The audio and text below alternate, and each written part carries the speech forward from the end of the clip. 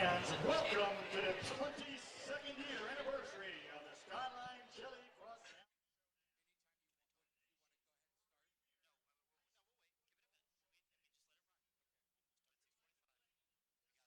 Check. Check 1, 2, 3, check.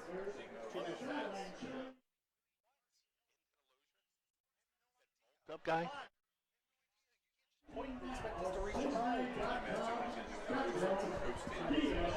It's a minute and 30 seconds, actually.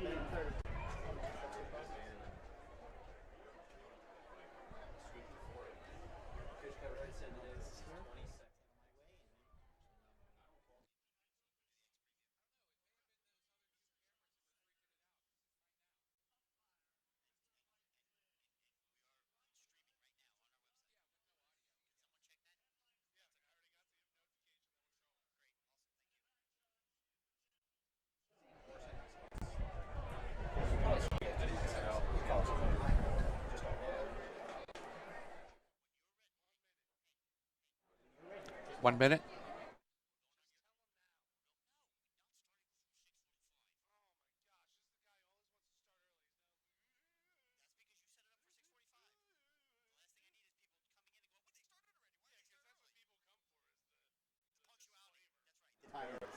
The disclaimer.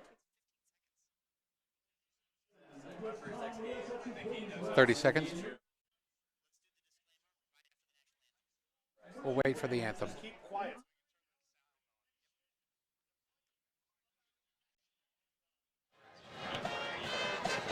It's not the national anthem.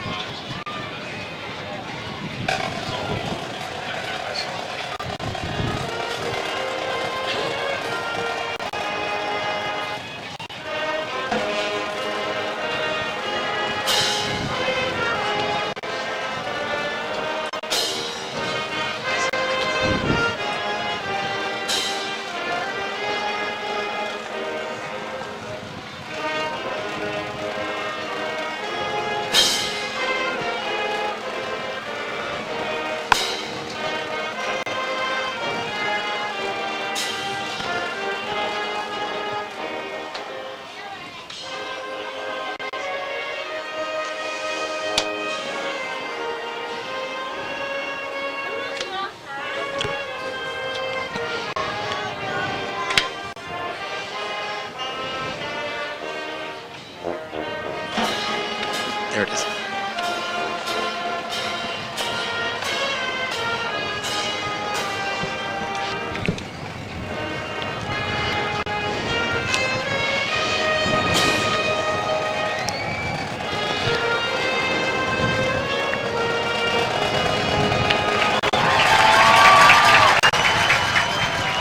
The views and opinions of this broadcast are those of wearecolerain.com and do not reflect the views of Colerain Football, Colerain High School, or the Northwest School District. Please enjoy the game. Welcome to 8801 Cheviot Road, home of the Colerain Cardinals. It's Colerain Cardinal varsity football action tonight. This is Chris Himanitis with wearecolerain.com, here with Brian and Brandon Wyatt and Mike Rourke. Welcome home. It feels good to be here on Cheviot Road as the Colerain Cardinals open Week 2 action against their rival, the Blue Boys from North Bend Road, the St. Xavier Bombers. have come to Colerain to try and snap a 3-game personal losing streak to these very same Cardinals. We're very excited to be bringing you tonight's broadcast in conjunction with the phenomenal volunteers at Waycross TV. They are unbelievable, and they're going to bring to you tonight a broadcast that the 4 of us here in the booth just simply wouldn't be able to do without them. So you're going to see their video feed tonight live on our broadcast. And of course, if you live here in the Colerain area or Cincinnati area, you will be able to see this game on delay later on this weekend and into next week. And we'll get that schedule up on the website at some point later this weekend. So keep an eye out for that. A couple of quick household items or things that we definitely want to be sure and cover. We didn't cover last week because we were running a little short on time. But we want to encourage all of you who are listening and watching tonight, of course, to follow us on social media. Our 2 most popular platforms, Facebook and Twitter, obviously, at We Are Colerain. Approaching 5,000 followers and likes in each. We want to try and hit that by the end of the school year. Don't think that's too hard to do. And also, of course, you can follow us on Instagram, both during and after the game. Also, as I mentioned previously, we are broadcasting tonight in conjunction with Waycross TV. Always looking for volunteers here in the Cincinnati area. If you'd like to become a part, we'll have that information for you throughout the broadcast. Especially if you've got something yourself that you think that needs to be broadcast, reach out to them. They're more than happy to hear what you've got and be there to help for you. So, and of course, the game will be broadcast through our YouTube app.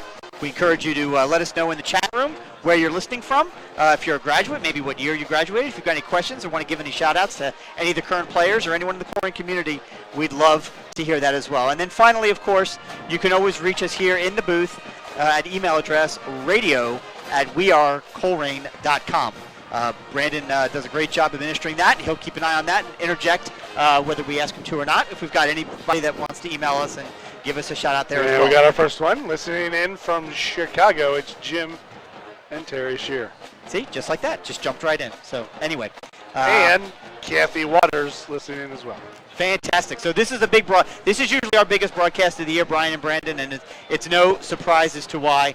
These 2 teams have a long, storied history against each other, and there were some people I think maybe thought that after Tom left and headed off to Lakota West that because this series had not been renewed, there was a possibility that head coach Sean Cartwright of the Cardinals may back away from it.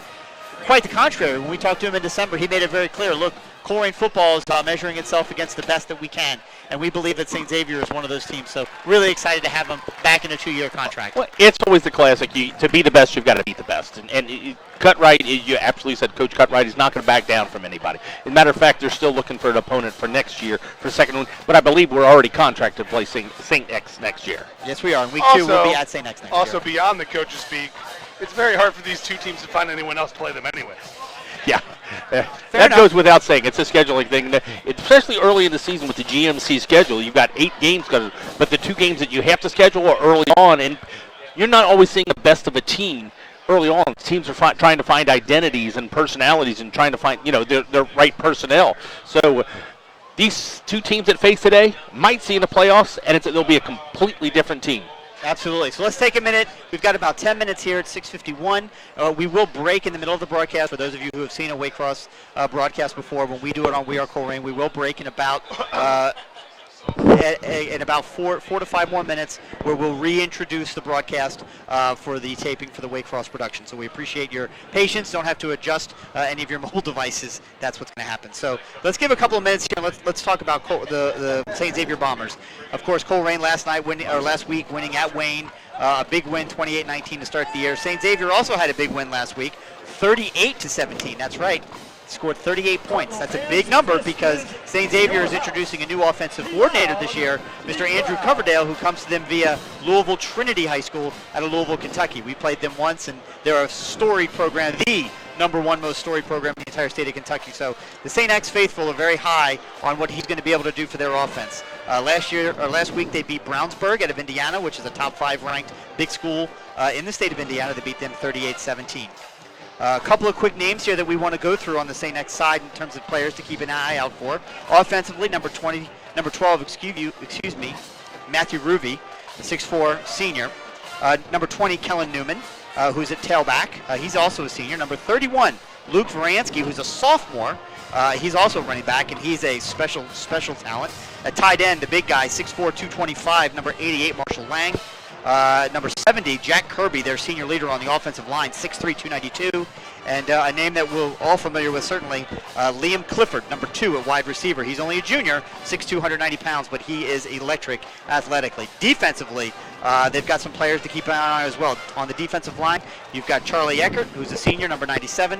Number 96, Gio Albanese, who's a junior, 6 foot, 255 pounds. I've had Thanksgiving with that young man. I'm telling you, he's every bit of 255. At linebacker, number 5, Noah Taylor. He's a senior, 6'3", 207. 6 foot, 210 linebacker, Matt Devine, number 32. And then in the defensive backfield, here's another name you're going to be familiar with. Number 4, Tucker Hundley, who's a senior, 6 foot, 185. And number 23, Gabriel Dubois, who's a junior, 5'9", 160. So those are some of our names to watch on the St. X side. And you talked about their new offensive coordinator, and that score last week is a little bit deceptive. They did score 38 points last week, but they scored 38 points this old-fashioned St. X way. It was a close game at halftime. Come out, pin their opponent deep, forced a short defensive touchdown, pin their opponent deep, had a short punt return for a touchdown, and that completely changed the program. So we won't be surprised if they held something back offensively last week once they opened up the floodgates there in the second half with their defense and special teams, that we might see something a little new thrown at the Cardinals tonight. That's a great point, Brandon. I'm glad you said that, because of those 38 points, you're right, 15 of them were not scored by the offense. Not only did they have that punt return that you mentioned, but they also had a fumble return for a touchdown. There was a 20-yard punt return and a 4-yard defensive touchdown. There So you that go. tells you they had pinned their opponent deep in their own territory. So, yes, they scored 38 points, but we might not have seen the best of their offense yet. I believe that, and we know, if anything, about St. Xavier, we know this, that they're going to bring a defense to the field, no question. We're getting ready to go to the Waycross tune-in now, so for those of you listening and watching on We Are Colerain, be patient, and you get to hear us enjoy the game again.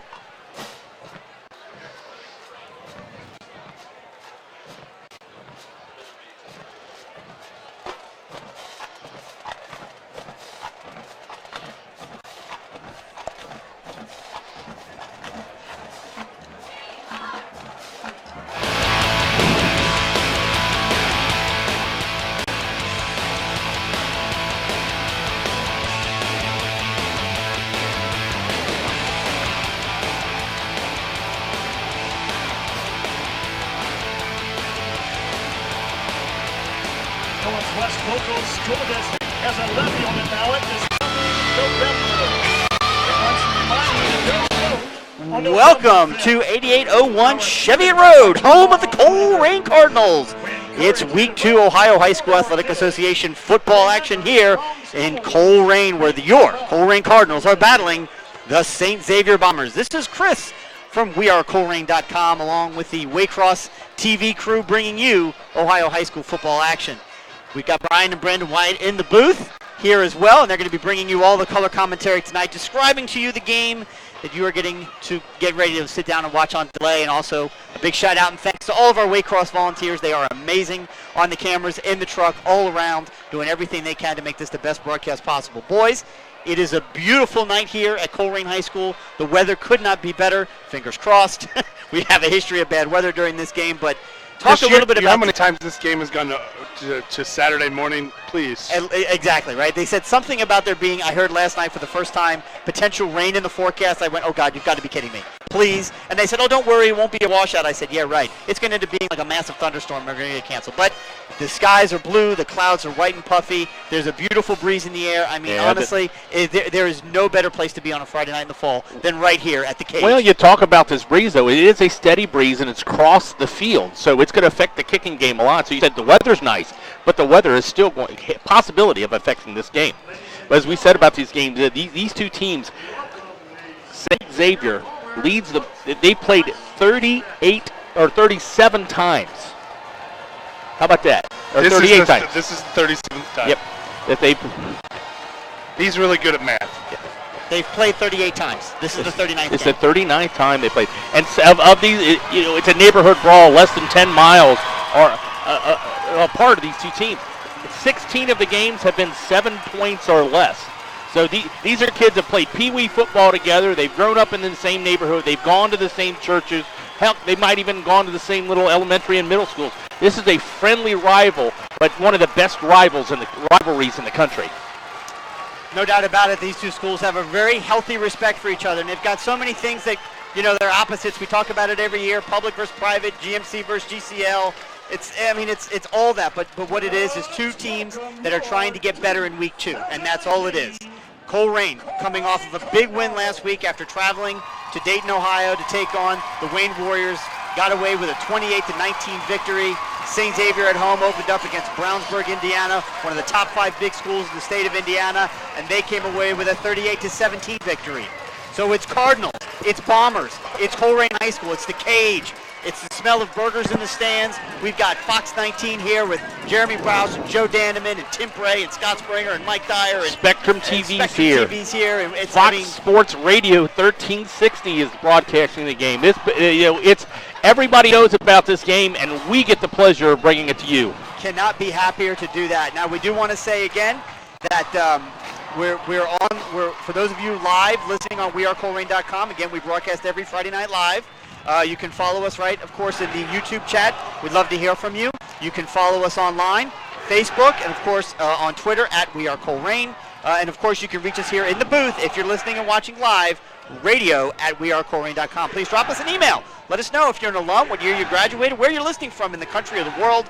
We'd love to give you a shout-out here on the air. Getting to the game real quick. Again, Brian and Brandon on color. My name is Chris. I'll be bringing you, of course, the play-by-play. Colerain won the toss, and they elected to defer. So they will be kicking off to the St. X Bombers to start this game. Liam Clifford is going to be back along with Gabriel Dubois for the St. X Bombers. And we saw the Cardinals last week, as they did a lot of last year. They have the kicker with the leg to kick it deep in the end zone, but they try to elect it to kick it high in the air and capture them inside the 20-yard line. Yeah, pretty heavy crosswind from right to left. So it's going to affect this kicking game. The Bombers in the all white, Colerain in the all red. God, I love this. This is the best. Here we go. Cameron Ott approaches, gets his foot underneath it. It's a low-line drive that's going to bounce right before the 10-yard line. It dribbles, picks up the 5. Let's see how far he can get. Right up the middle. Good blocking, and that's a problem for the Cardinals early. We've got a block on Ott. He's going to take it down the sideline, does number 2. That's number 19 who's going to get him and knock him out of bounds. Do we have a whistle? Yeah. No. He's out of bounds. He did knock him out of the bounds, but a big return that it was well blocked. A little squib kick, and there was a little bit of delay, but this St. X is always makes a big special team play. We see that maybe in the punt, they block a punt or something. This time a big run. There was a huge hole in the middle of that field. That was number 2, Liam Clifford, who we talked about in our wearecolerain.com opening as being a special athlete. He's a 6'2", 195-pound junior, of course, younger brother of Sean Clifford, who is, I believe, the starting quarterback for Penn State. For the Penn State Nittany Lions. Yeah, he was knocked out. He's going to spot the ball deep into Colerain territory at the 11-yard line. So not the start you want to for the Colerain Cardinals. Certainly not. So the defense already back on their heels. Matthew Ruby at quarterback, first-year starter at quarterback for the St. Xavier Bombers. He's number 12. Snap back, looks to pass, throws it across the middle. It's caught by number 88, Marshall, and he's in for the touchdown. So just like that, one play, and it is 6-0, St. X over the Colerain Cardinals. Nothing fancy. Motion out your big tight end. Get him one-on-one with the smallest defensive back. Just a simple little curl out at the goal line, and he's not going to be tackled by the much smaller corner. Yeah, 6'4", 260 pounds out there on the outside. Didn't see who he was lined up against Colerain. On for the extra point. That might have been Devontae Kiner at 5'8". Kick is up. Kick is good. And at the 11:45 mark of the first quarter, it's the St. Xavier Bombers 7. Your Colerain Cardinals 0. 15 seconds, all they needed. 2 plays. They're going to test this play. Colerain. Well, if you count the kickoff return. No. So, observation here. Our special teams has an issue because last week against Wayne, same problem. Big returns against our kickoff return. We're going to need to figure that out because that kind of return can't be what we start every game with. It's just not fair to the defense. There's nothing they can do when you're 11 yards out. And Marshall Lang is absolutely going to cause matchup problems tonight for the Cardinals, so they're going to have to keep an eye on him. In addition to Liam Clifford, there's no doubt St. X is a different team than what we saw last fall. We played St. X here in week 1 of the playoffs and took care of them pretty handily, 35-9. It was 35-2. With about, I think, 2 or 3 minutes left in the game, and they kind of scored a garbage touchdown. But these two teams are totally different. Colerain is bringing an entire new offense in terms of playmakers to the field this year. Defensively, they return about half, but they're a new team. And St. X, of course, is rejuvenated after their big win last week. Their new offensive coordinator, and now they're up 7-0 here to start this game. Sean Williamson and Jalen Thomas back deep for the Cardinals.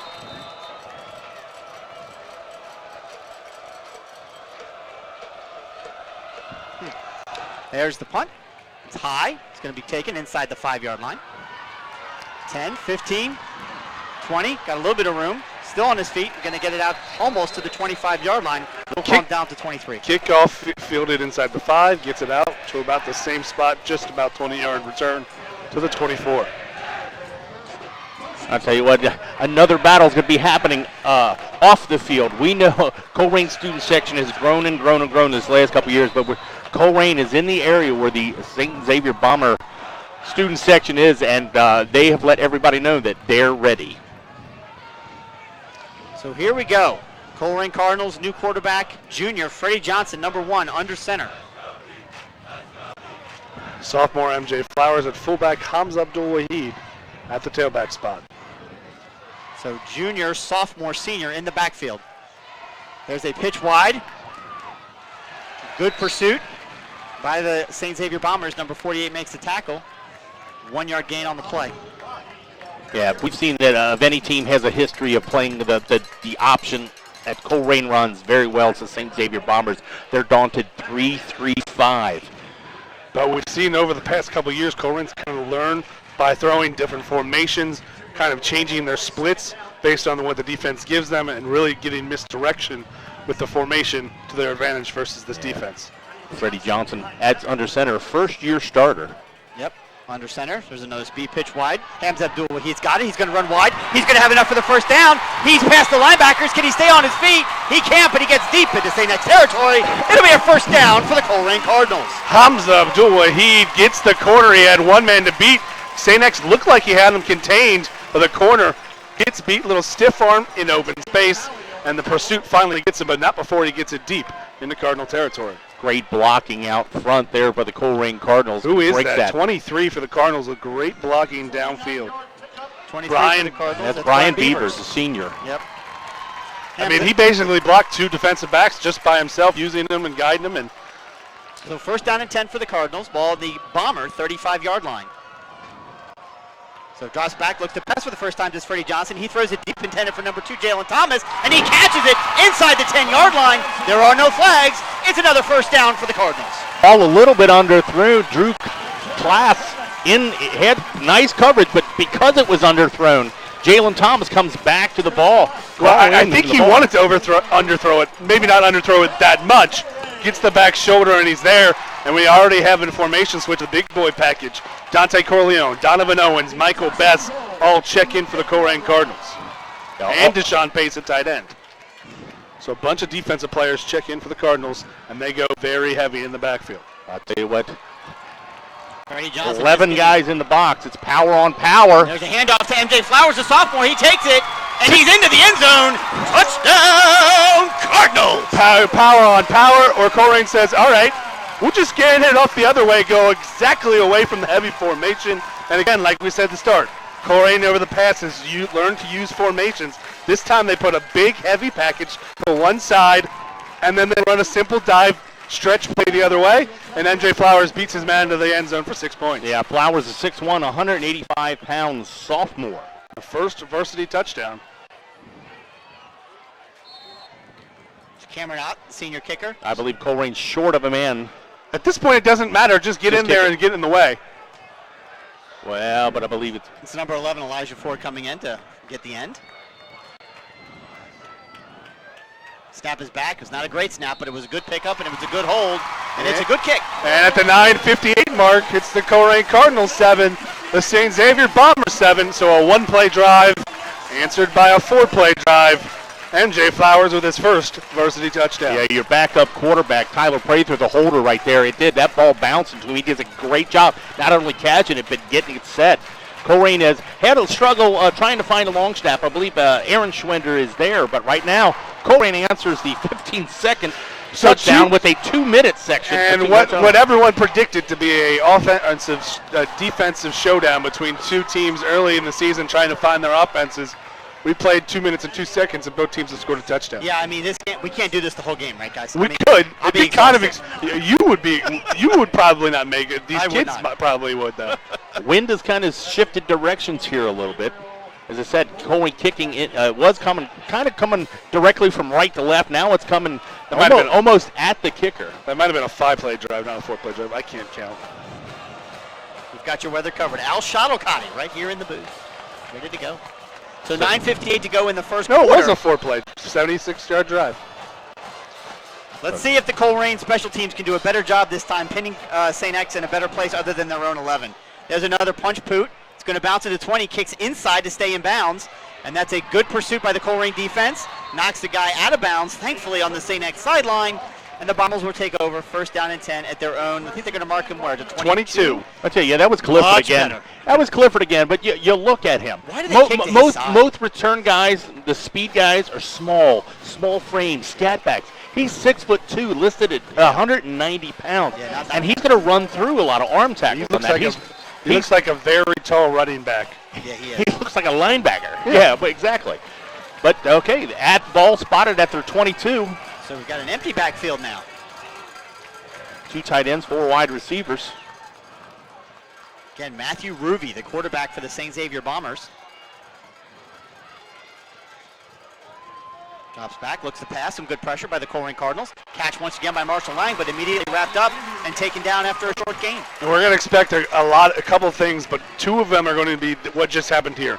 Get the ball out as quickly as possible, try to negate this Cardinal pass rush, and number 2, get the ball to Marshall Lang. He's your biggest mismatch on the field, and they've done so on the first 2 plays of the game. Yeah, your typical Bomber offensive lineman in the past, they've usually averaged 300 pounds across. A lot smaller, a lot quicker. It's more of a finesse team. So here we go once again, number 11 in motion. Rolls to his left, does Ruby. Looks to pass, throws it, and it is caught. Tackled by number 3, but falls forward enough to get He does not. He's down immediately at the point of the catch. He'll be a yard short. Yeah, he got down to get the ball. The referees are saying when he crouched down, his knee must have touched as we watched the replay right here, and that is a good call by the referee. You have no idea. Deshaun Pace is right in front on that angle. How do you even see his knee? I didn't. That's why I thought he fell forward for the first down. 3rd down and 1. They're going to run the ball. Yep, man in the backfield. That's number 20. This is he's going to get it. The Colerain defense comes to play and tackles number 20 for a loss. It'll be 4th down, and on comes the punting unit. It was Jalen Thomas coming up from his linebacker, 2-way player. That's what we'll see a lot from Colerain. They don't hit the depth of the Bombers, so Jalen Thomas and a couple of guys going to be playing both ways. Not just Jalen Thomas. Xander Kendall was the man right there. He made a lot of plays last week. That was the backup running back, number 20, Kellen Newman, the senior. Got tackled for the loss. So big play by the Colerain defense to stop that Bomber drive in its tracks. Back to receive is the senior, number 3, Deshaun Pace. It's a big great punt. Holy moly. Taken all the way back to the 20-yard line. Makes a man miss. No flags, no flags. Oh, good tackle. Good open field tackle by number 35 of the St. Xavier Bombers. Let me get his name. That's Jack Kemp. Yep, Jack Kemper. Yeah, Senior linebacker. I was going to say Jack Kemp, the former politician. How about that? Thought he had passed away. But watch Pace get to the outside. He's got 1 man to beat. Gives the stiff arm, but Kemper gets his legs, takes him down. Colerain now with their 2nd possession. Pace had looked to the outside. He thought he was going to get a big gain there, but a good tackle at the feet keeps him in Cardinal territory.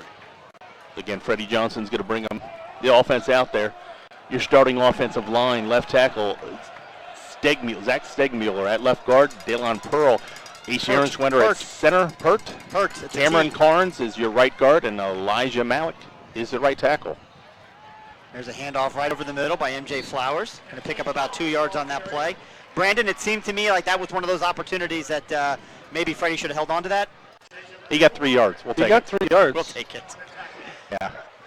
Good pursuit by the St. X defense. Any positive yards, but you look at this St. X defense, and what I've always met with the amount of students they've got on there, they've always got the tallest defensive back. Their defensive backs look like linebackers. Number 7 has got to be at least 6'4".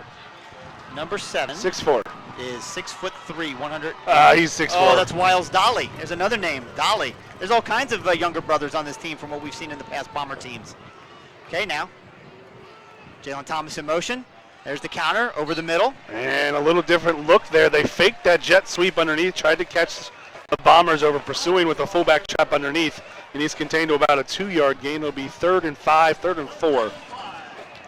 Ball is at the 37. They needed a 42, so yeah, 35 yard. Yeah, stop was made by your nose tackle, Giovanni Albanese. Number 61.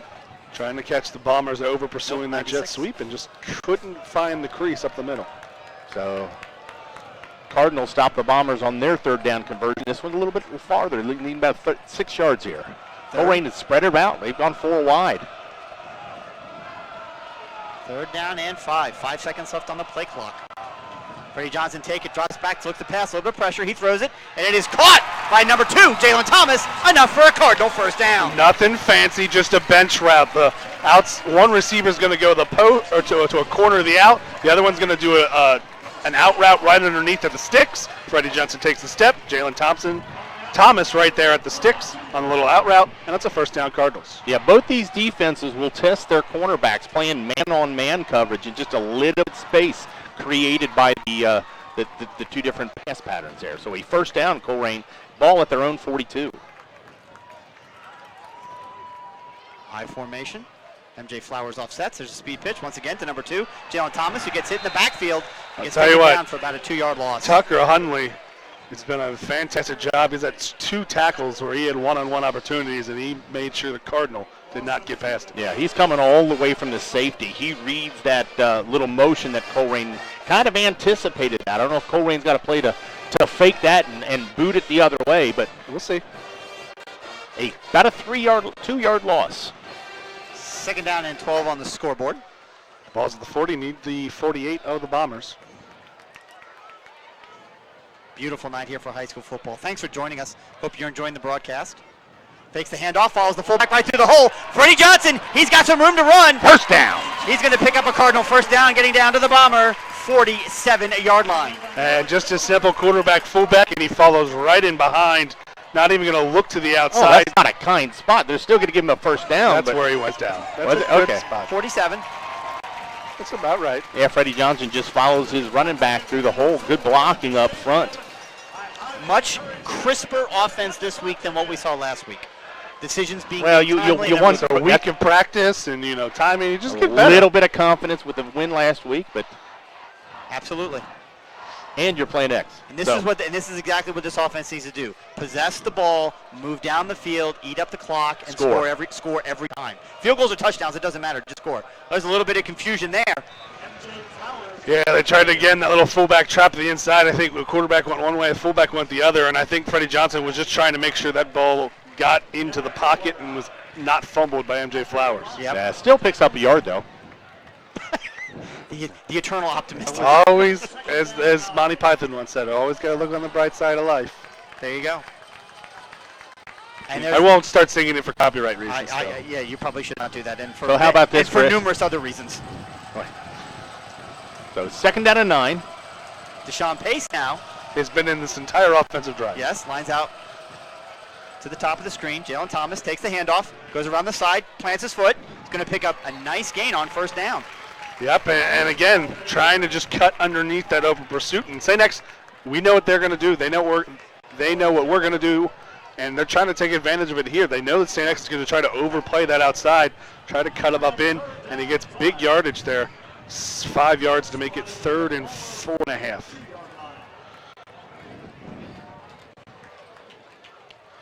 I have that song stuck in my head now. Thanks. You're Brandon. welcome. Jeez, oh Pates. That was bound to happen. Yeah, there he goes. So again, Big 3rd down for the Cardinals. St. X loading the box. Like to see him get some positive yards here. Oh my goodness!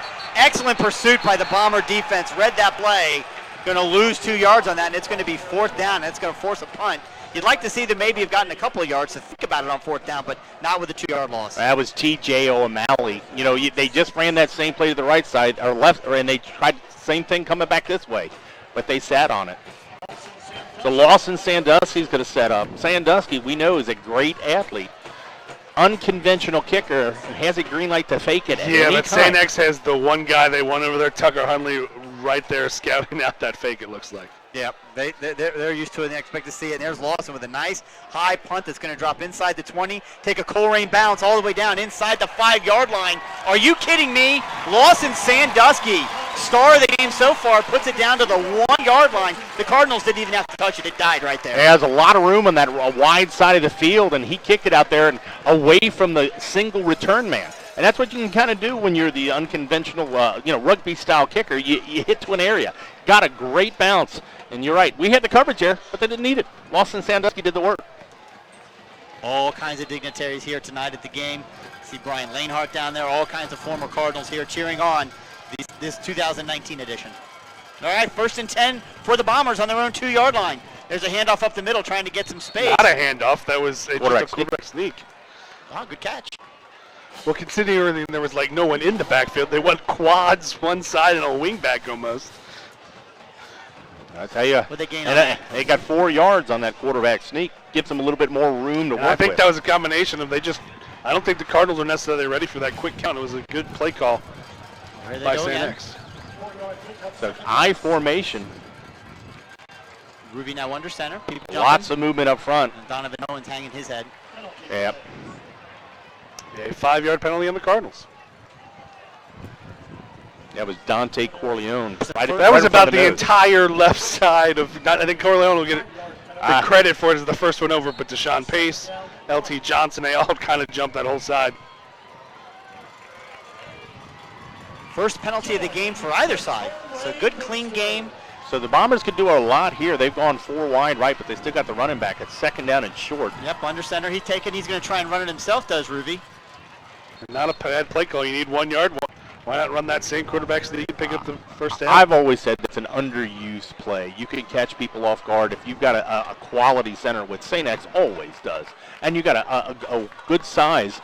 Ruby's 6'4", almost 200 pounds. He can fall forward for a yard. Again, you can reach us in the booth at radio@wearecolerain.com and listen in from Corona, California is Lenny Lopez. Wouldn't be a broadcast without Lenny listening and the Shears. So 1st down and 10, a ball spotted just outside the Bomber 18. Ruby under center, takes the ball, fakes the handoff, rolls, looks for a pass. He ducks under. There's a pass intended for Clifford. 20 is there, knocks it loose, and it is caught. But He's I out of think bounds. Out of bounds, unfortunately. I don't Wait, think he one caught way. it either. He didn't catch it either. An awesome play coming in there as Brandon Sinclair. As that ball's just a jump ball. And that was a great play by Ruby just to be able to get it away. So the wide receiver becomes a defensive back, and that ball goes off his end. And here it goes. Watch the somersault. Is his feet? Nope. But There was no way he was close to being in bounds. No. Well, But that was El Ruby. He was dead to rights on the play action. He was gonna be sacked. Jalen Thomas coming on. Yeah. And as I said, it's gonna be a balance for St. X because they know they don't have a lot of time to get the ball off with this Cardinals defensive pressure. 2nd down and 10 on the 13-yard line. 7-7 here with 1:30 left to go in the opening quarter. There takes Ruby's, rolls back, he's going to keep it himself, rolls, passes, complete to number 9. Good tackle in the open field by the Colerain Cardinals. Number 3, Deshaun Pace. Yeah, just Drew Meyer, another tight end, just kind of releases out there. He's going to pick up about 3. They cleared out space for him. About 5. Quickly to the line of the Bombers. Yep, 3rd down and 5. Empty backfield now, 31 runs out. Timeout, Colerain. And by St. X quickly getting in the line, and we're seeing a lot of this. They were originally the previous play, they were in a 2 tight end, 2 wide receiver set with a single back. They quickly get to the line, they come out, they got trips one side, spread it out a little bit more, confusion in the Cardinals secondary as to who's to be where. And the Cutmate calls a timeout here on a big 3rd and 5. But that's all set up by the new play clock rule. Yeah, they do not, the new play clock, the ball is set, and they do not have to wait for a defensive substitution. They can go right away. So, I mean, it can be used as a good strategy weapon. They talk about how St. X is going to do their offensive coordinator. This is what he's known for. He's going to constantly change formations, try to get you going in one direction, and then throw it back the other way. And they get a timeout wasted here by the Colerain Cardinals. Not wasted, but a timeout spent by the Colerain Cardinals. Again, if you're listening live, watching live on wearecolerain.com, we encourage you to join the boosters. You can do so by going to wearecolerain.com. And at the top, you'll see a menu option that allows you to get into the forms, which you can donate right online and become a member of the Colerain Boosters, helping thousands of kids every year. And another new formation. Now they come out of it. So 3rd down and 5. Big 3rd down for the Colerain defense. Let's see if they can hold him. Ruby drops back to pass. LT Johnson comes across the middle. Pass is complete, and it's going to be taken out to about the 20, we'll call it the 27-yard line. 28-yard line will be enough for the first down. Yeah, Owen Smith just finds a soft spot in the zone and sits down. Needed 5, got 6.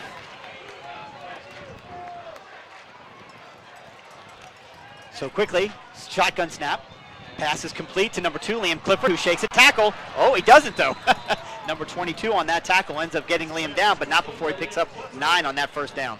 Yeah, and there they just use the motion to bring out the DBs. They get Clifford in some space based on that motion, and he picks up 9 yards. Clifford's tough to bring down. Bransky in the backfield. Rolls out. There's a pass again. Caught and complete. Picks up the first down to the 45-yard line of the St. X Bombers. They're on the move now. They found a matchup they liked. The 6-foot, 190-pounder out there going against the 5'8", 5'10" defensive back.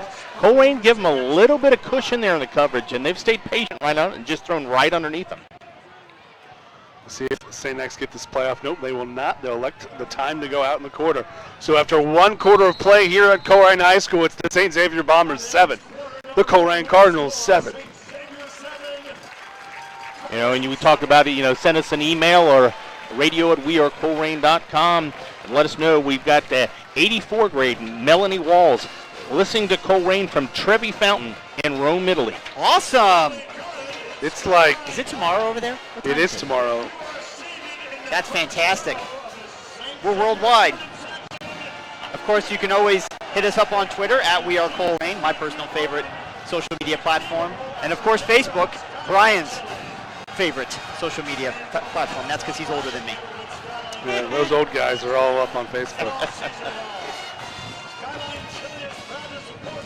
Again, we expected a defensive struggle. First 2 possessions, 2 minutes into the ball game, we have 2 scores. Now the defenses on both teams have showed up. Couple score updates. Elder and Cathedral has not started yet. They're delayed by a traffic jam. And that is not being made up. Traffic on I-74 is delayed. The Cathedral players arriving from Indianapolis. At the end of the first quarter, Olin Tangi Liberty 0, Dayton Wayne 0. These scores, of course, are brought to you by whatever apps and sites that Brandon is finding them. But more importantly, he'll bring them to you at halftime. Towards the end, we'll get all scores from around the city and pertinent schools and bring them to you at halftime. So first down and 10. There's a flag. Cardinals might have been lined up offsides. We'll see what the play call is. Or sorry, the penalty call is. What does that smell? That is funnel cake, That's Chris. funnel cake. That is amazing. The strong wind coming from the end zone is also coming from the snack bar. Oh, there are so many awesome concessions here at Colerain High School every single game. We were told the funnel cake guy is actually a LaSalle parent, but he was like, I can make St. X Colerain. That's going to be a bigger draw. Well, if Colerain Boosters can use a LaSalle business a LaSalle gentleman's business to make money, these guys in the end zone, the corporate sponsors of the Colerain Boosters. All right, what the penalty will be on St. X for an illegal formation? Well, was it legal formation? I think it was false start. But what I'm seeing is they get set, and they get into motion, and the guard signals the center when a play. You'll see he taps the center and kind of. But I think there was a little bit of more movement, and maybe the referee called him that he was drawing him off with that movement. Gotcha. So Ruby under center, 11 in motion, takes the ball.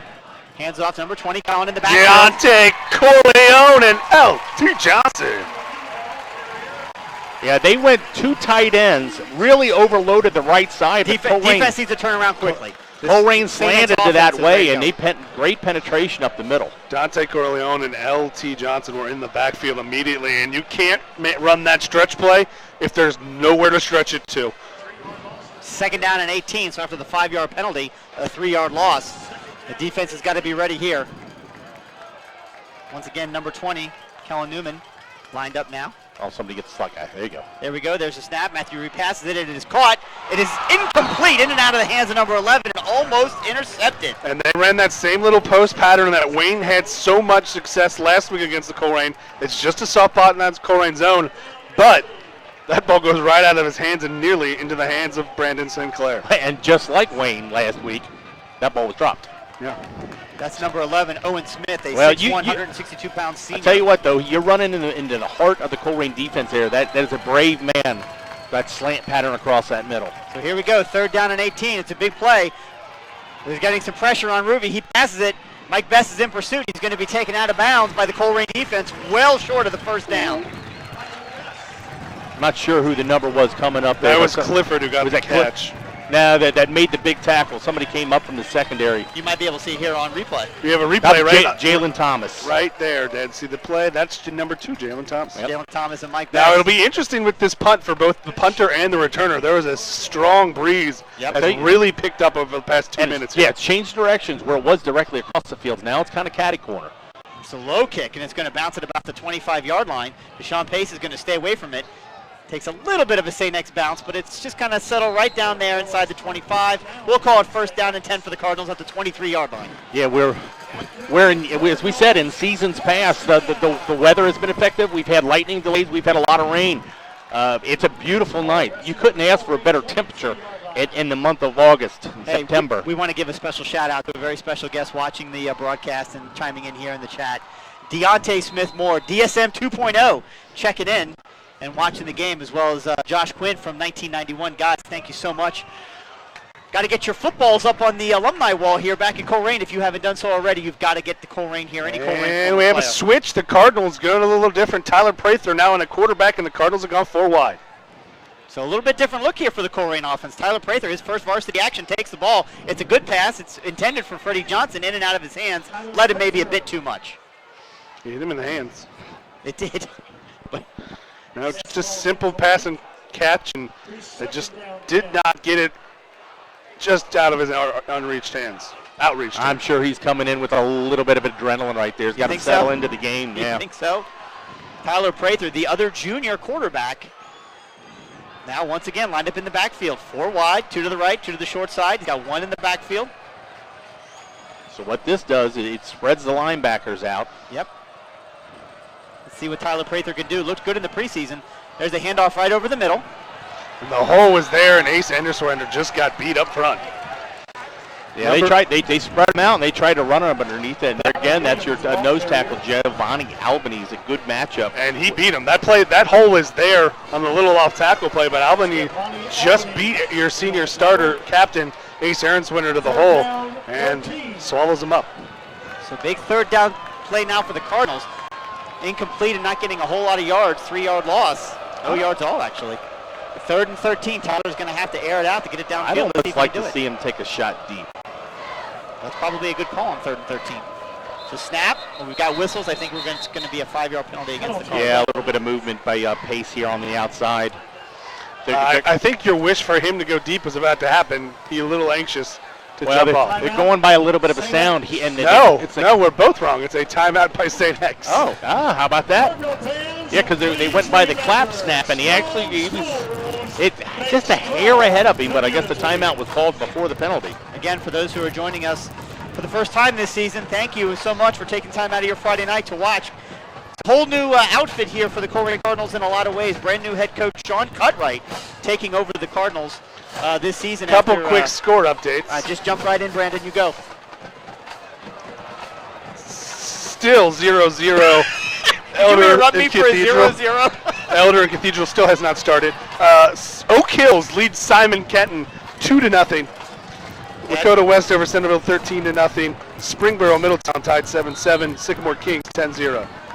So back to action. 4 wide receivers, 1 back. Tyler Prather drops back, looks to pass. He's pressured. He's going to throw it down the field, and it is going to fall incomplete. 16 cut in on that play. Unfortunately, it went deep. So it'll be 4th down, and the Cardinals will be forced to punt. That was sophomore Isaiah Myers at 6'4". Colerain has some size on the outside right there, but a little bit miscommunication. Yeah, you're right. He runs it in right, and the pass goes out. But also, it could have been the win. As I said, we got a strong crosswind right here, but ineffective is Prater, and he actually just loses 3 yards. So Sandusky's going to come in, a different return man back for the Bombers. Looks like they're set up for the block here. Yeah, St. X wants to bring the house, and that's exactly what they do. 23 comes around the corner, and Lawson kicks it high into the air, and it goes out of bounds. That wasn't a bad kick. That's just the wind pushing it out of bounds right away. Yeah, that's going to be probably is going to end up on the Colerain side of the field. Nope.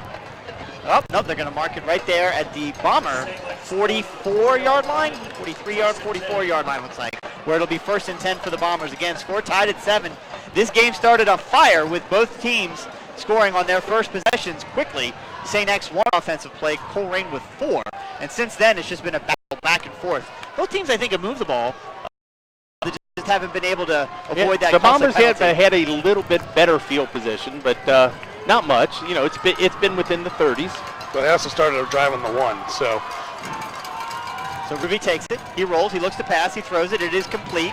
Sitting wide out, enough for the first down. Number 2, Liam Clifford. He's going to get a lot of touches tonight. Just a simple flood pattern. He finds the third option in that one. Clifford is just going to sit down right about the sticks. What do you guys think of, let's go back a series. What do you think about putting Prather in on that series? If it works, you're a genius. But it didn't work. Yeah, Colerain had moved the ball the last couple times, so let's maybe kind of surprise the defense with something. I've got no problem with that. You just wish it was more effective. But into Colerain territory, ball to Colerain 43. Varansky, the sophomore, in the backfield. He's going to fake the handoff. Ruby's going to roll. He's going to look. He's got Cardinals in pursuit. He's going to throw it, and it is going to be caught by Marshall Lang. That big 6'4" frame used every bit of it to take it inside the 25 down to the Colerain 24-yard line. They're going quickly to the line of scrimmage. Colerain's got to get set. They got to get set because they're going to snap quickly. Ruby looks, he's got it.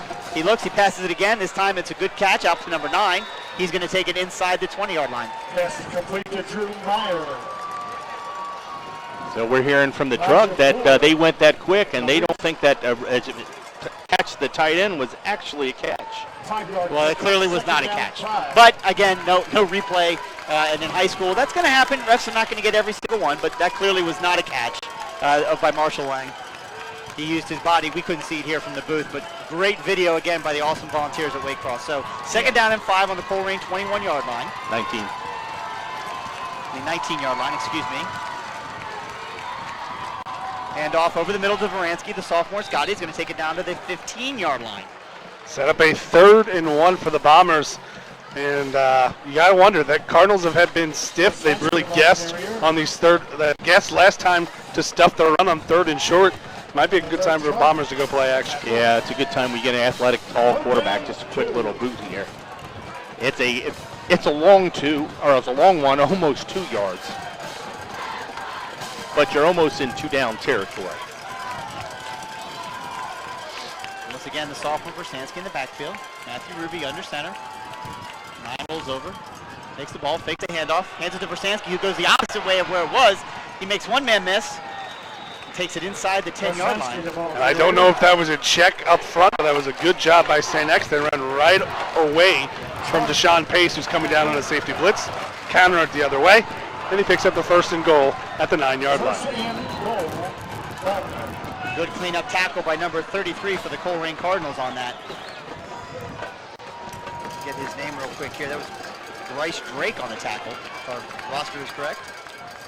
The sophomore. It's Levert Jamin. Was it? Okay, I misread the number. So there's the fake handoff. Ruby takes it. He rolls to his right. He's got plenty of time. Looking for somebody in the end zone. He throws it. I don't know why he just didn't run Just run that ball, young man. Even if you don't get in the end zone, just run it. Tell you what, but the play action had a lot of space on that right side. And again, offenses were a little dominant early. Defenses make adjustments. Now we've seen the offensive adjustments. Cardinals slanted into a lot of early Bomber plays. Now Bombers trying to use formations and play actions to get the Cardinals in the wrong direction. Well, and Colerain has had penetration up the middle, and they're now going rolling the quarterback out of the pocket. That was number 22, Devontae Kiner, 5'8", 160-pound junior for the Colerain Cardinals that made that pass look incomplete. We've got Timeout, Cardinals.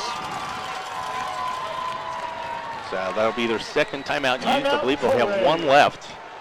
Someone's got to tell the scoreboard that they got to take a timeout off the board and not add a point. The scoreboard says 8-7. It is still 7-7. That's all right. They'll figure it out.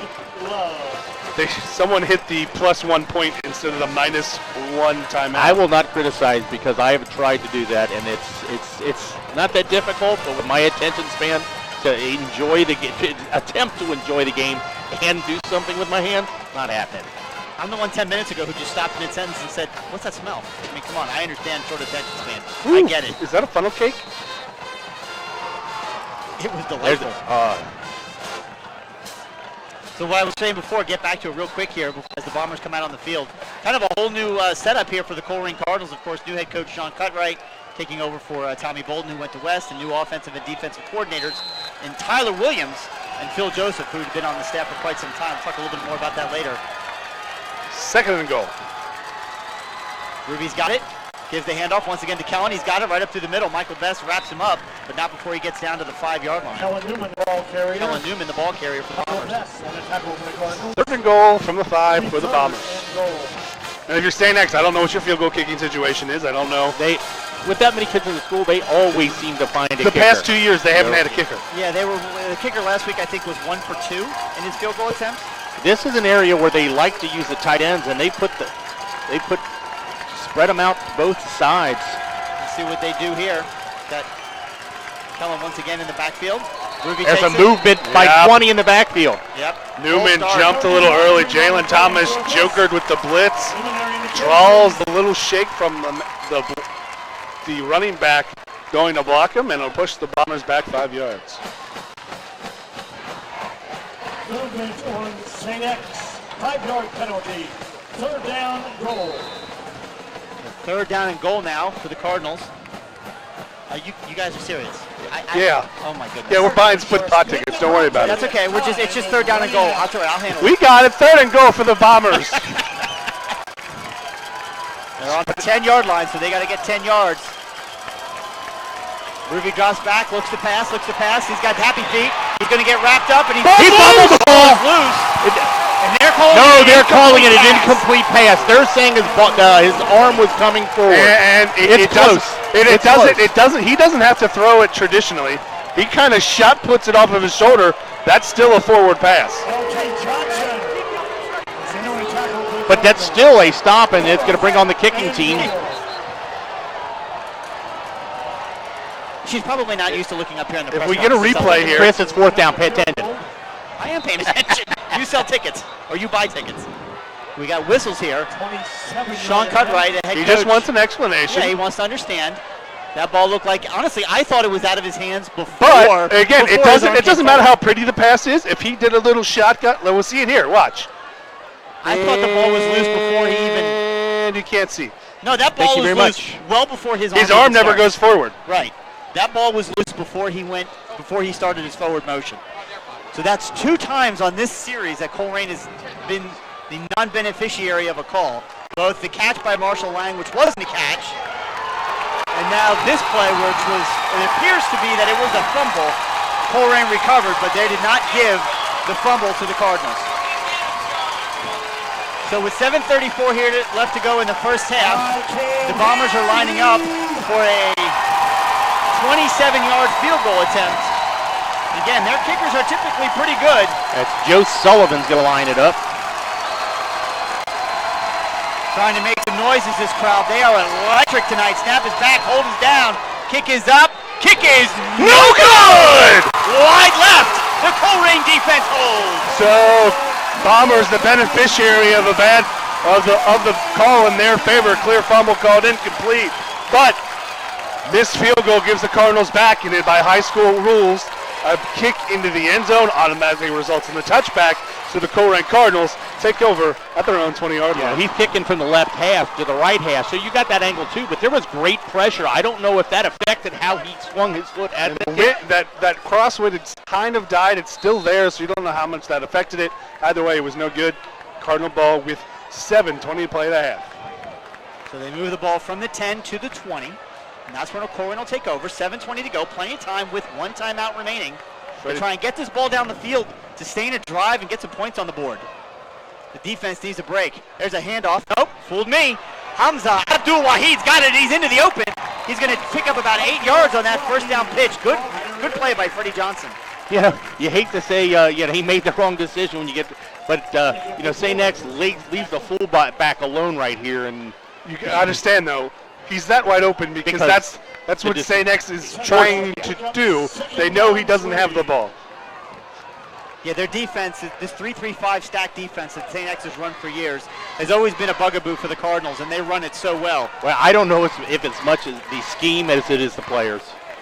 They are always stacked at linebacker and defensive back. I can't argue with that. There's Freddie Johnson, who just rolls and is going to take it out wide so he can pick up some yards. He gets past the 30. He's going to pick up enough for the first down. I think they're going to mark him out right at about the 35, maybe the 36. Yeah, nothing fancy here. There's no option. It's just a quarterback keeper, sweep right, gets in front, and Brian Beavers, the young man, is doing a fantastic job tonight. He just gets a hand out, doesn't hold, just does enough to get in the way and let Freddie Johnson try to get to the corner.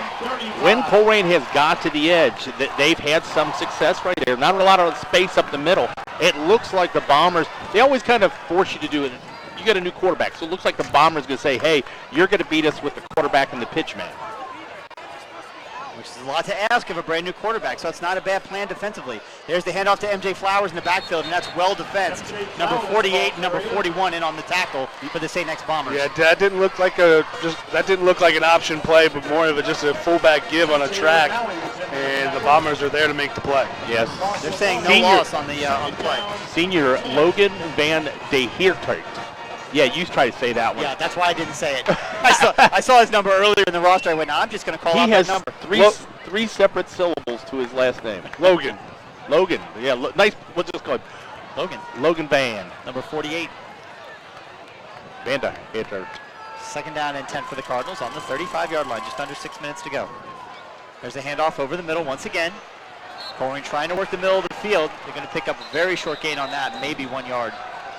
Not even that. Jones is your starting guard's helmet came off, so he's got to come out of play. Cardinals got to get a substitution in. Be 3rd and 10 for the Cardinals. Is Stegmuller, who's seen some starting time coming in. Little bit of depth on the offensive line there. This seems like an opportunity for, what do you call it? Tight end. The little tight end seam pass. Either way, the Cardinals got 10 seconds to pull it off, or they're going to have to call a timeout. My guess is they're going to be calling a timeout.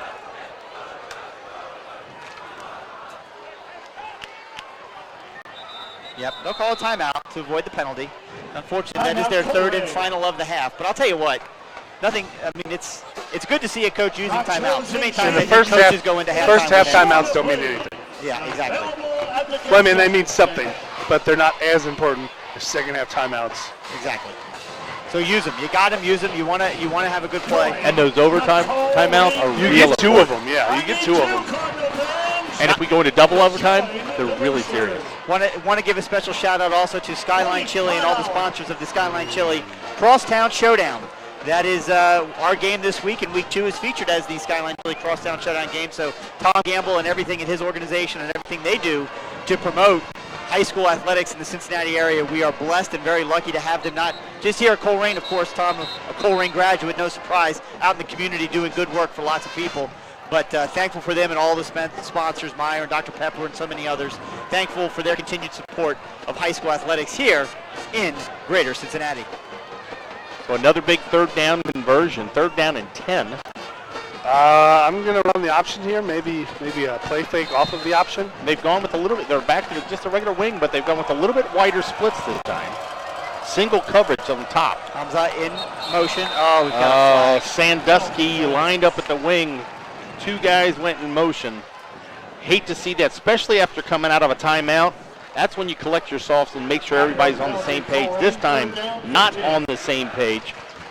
2 guys in motion, and each one looked at the other going, what are you doing? Well, I don't think Lawson Sandusky was in motion. I just think he took off on his route. He did. I thought maybe he was trying to get back on the line. I'm not sure if they had enough guys on the line of scrimmage. But you're right. He was in the wing. He was fine, but yeah. Lawson new to the backfield. Last year he was the backup quarterback and the punter. And this year now they're using him in a more, trying to use his senior talents a little bit more interestingly. So here we go in the backfield. Freddie Johnson drops back the pass. He's got pursuit on him.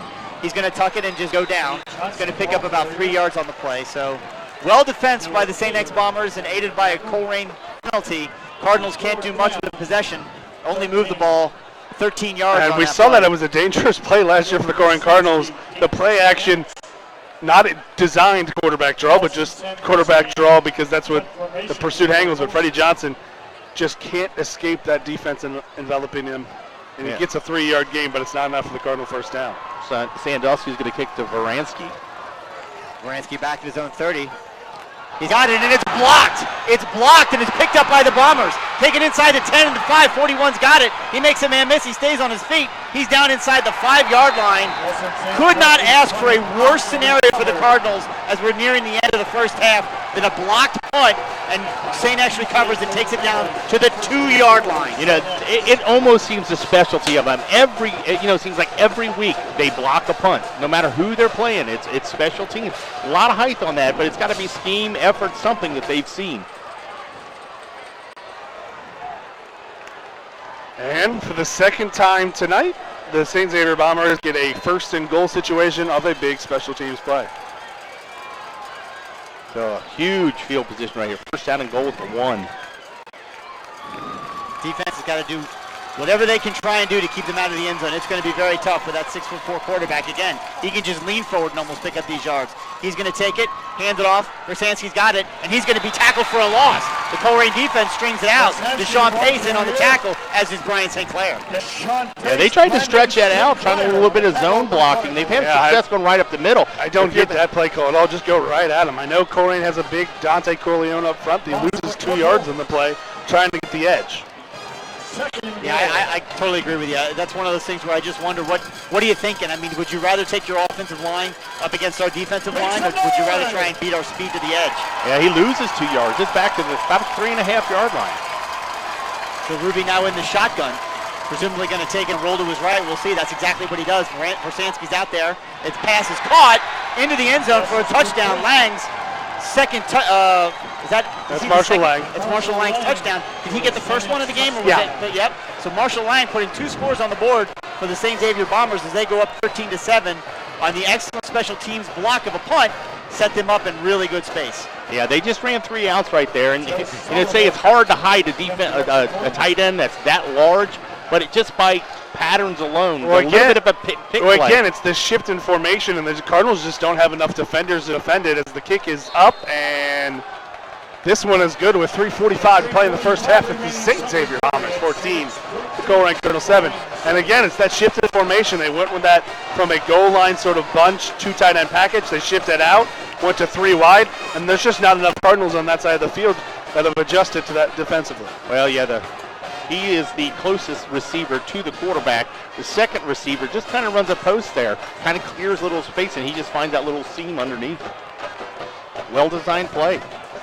Again, thank you for listening live on wearecolerain.com. 3 minutes and 45 seconds left to go here in the opening half. As a reminder, we will step away during halftime. We will keep our live video feed being provided by the wonderful volunteers at Waycross TV. So I presume that'll be on the field, and you get a chance to see the band. We also have a really cool thing going on tonight. It is a Hall of Fame induction night here for the Colerain Cardinals, where they'll be inducting a handful, half dozen or so, of some of Colerain's finest over the years into our Hall of Fame. And right now, the difference in this game is special teams. Cardinals are outgaining the Bombers 120 to 111. The Bombers, though, have had 2 very short fields. Yeah, when you can score both your touchdowns starting at the 2-yard line, that says a whole lot, right? And that's something that St. X has always had, is good special teams, good, smart special team play, aggressive special teams play to make the plays they need to during a game. So 18 with a high pooch kick. It's going to be caught at the 20-yard line by Brian St. Clair. He's got it. He's going to try and run wide right. Go down. Go down. That's exactly go what down. He did. Picked up about 3 yards on that return. Don't be a hero. Just, you're captured. You're not going to get any more yards. Hold on the ball. Again, just to finish my thought from earlier, we will step away from the broadcast, but come back with about 5 minutes remaining, where we'll go over halftime stats as well as scores from around the city. This is the last week of non-conference play for all the teams in the GMC. The Colerain Cardinals will start the defense of their 19th consecutive GMC championship from last year next week, right back here at Colerain High School at the Cage against a familiar foe, the most familiar GMC foe, the Oak Hills Highlanders. So we encourage you, if you're in the listening area, come on out and check out GMC action, Colerain Oak Hills next week. Freddie Johnson under center, Hamza Abdul Wahid. There's a Oh, it's an incomplete pass intended for number 17, Lawson Sandusky. Falls incomplete, so the clock will stop. Yeah, not a bad play call. You want to stretch the defense out a little bit, and just a quick toss to the outside just kind of leaves Sandusky just a little bit too much. And they used the motion to draw the safety the other way, so they had just one-on-one on that side with Sandusky and a blocker versus 2 Bomber defenders, but the pass was just too far ahead. Yep, not a good pass by Freddie Johnson. Again, first-year quarterback, learning his way through. He's a junior, so you have to believe that if he can grow into the position next year as a senior, he'll be in a great place for it. Hamza in motion. Freddie Johnson drops back, looks to pass, heavy pursuit, and he just throws it out of bounds. Like The referee's going to discuss Brian this. Beavers was there. Brian Beavers was in the area. You don't have to have a receiver in the area. Yes, you do. No, you don't. You tell if he never got outside the pocket. Penalty flag. Brian Beavers was lined up at tight end, did come out, but was questionable whether he was near the ball or not. So that's going to be Intentional grounding on the Cardinals. a 10-yard penalty and And a loss of down. So the Colerain offense has completely come off the rails these past 2 series. Intentional grounding. It's kind of interesting. You could actually go all the way back to the series when Prather came in at quarterback, and things have just Well, not they've gone been right things since. hadn't been gone well since the first series. He ran 2 or 3 series after that and was still stymied.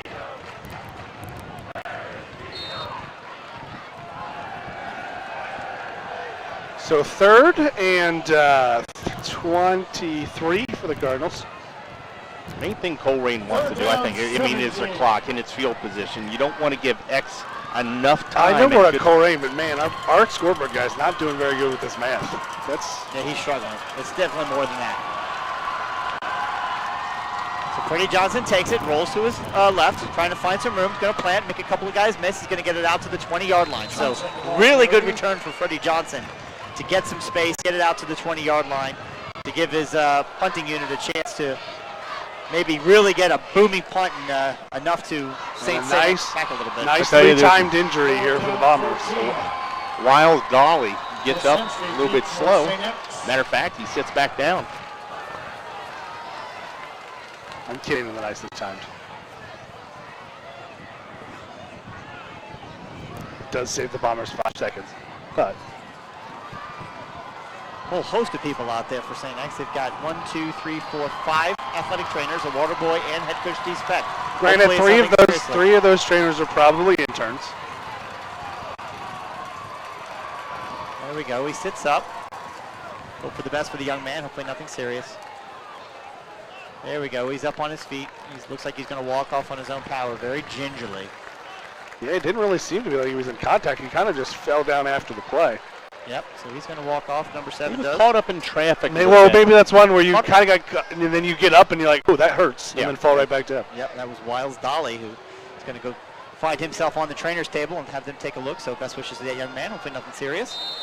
So Sandusky's going to set up again inside his own 10-yard line. Brandon Sinclair to snap for the Cardinals.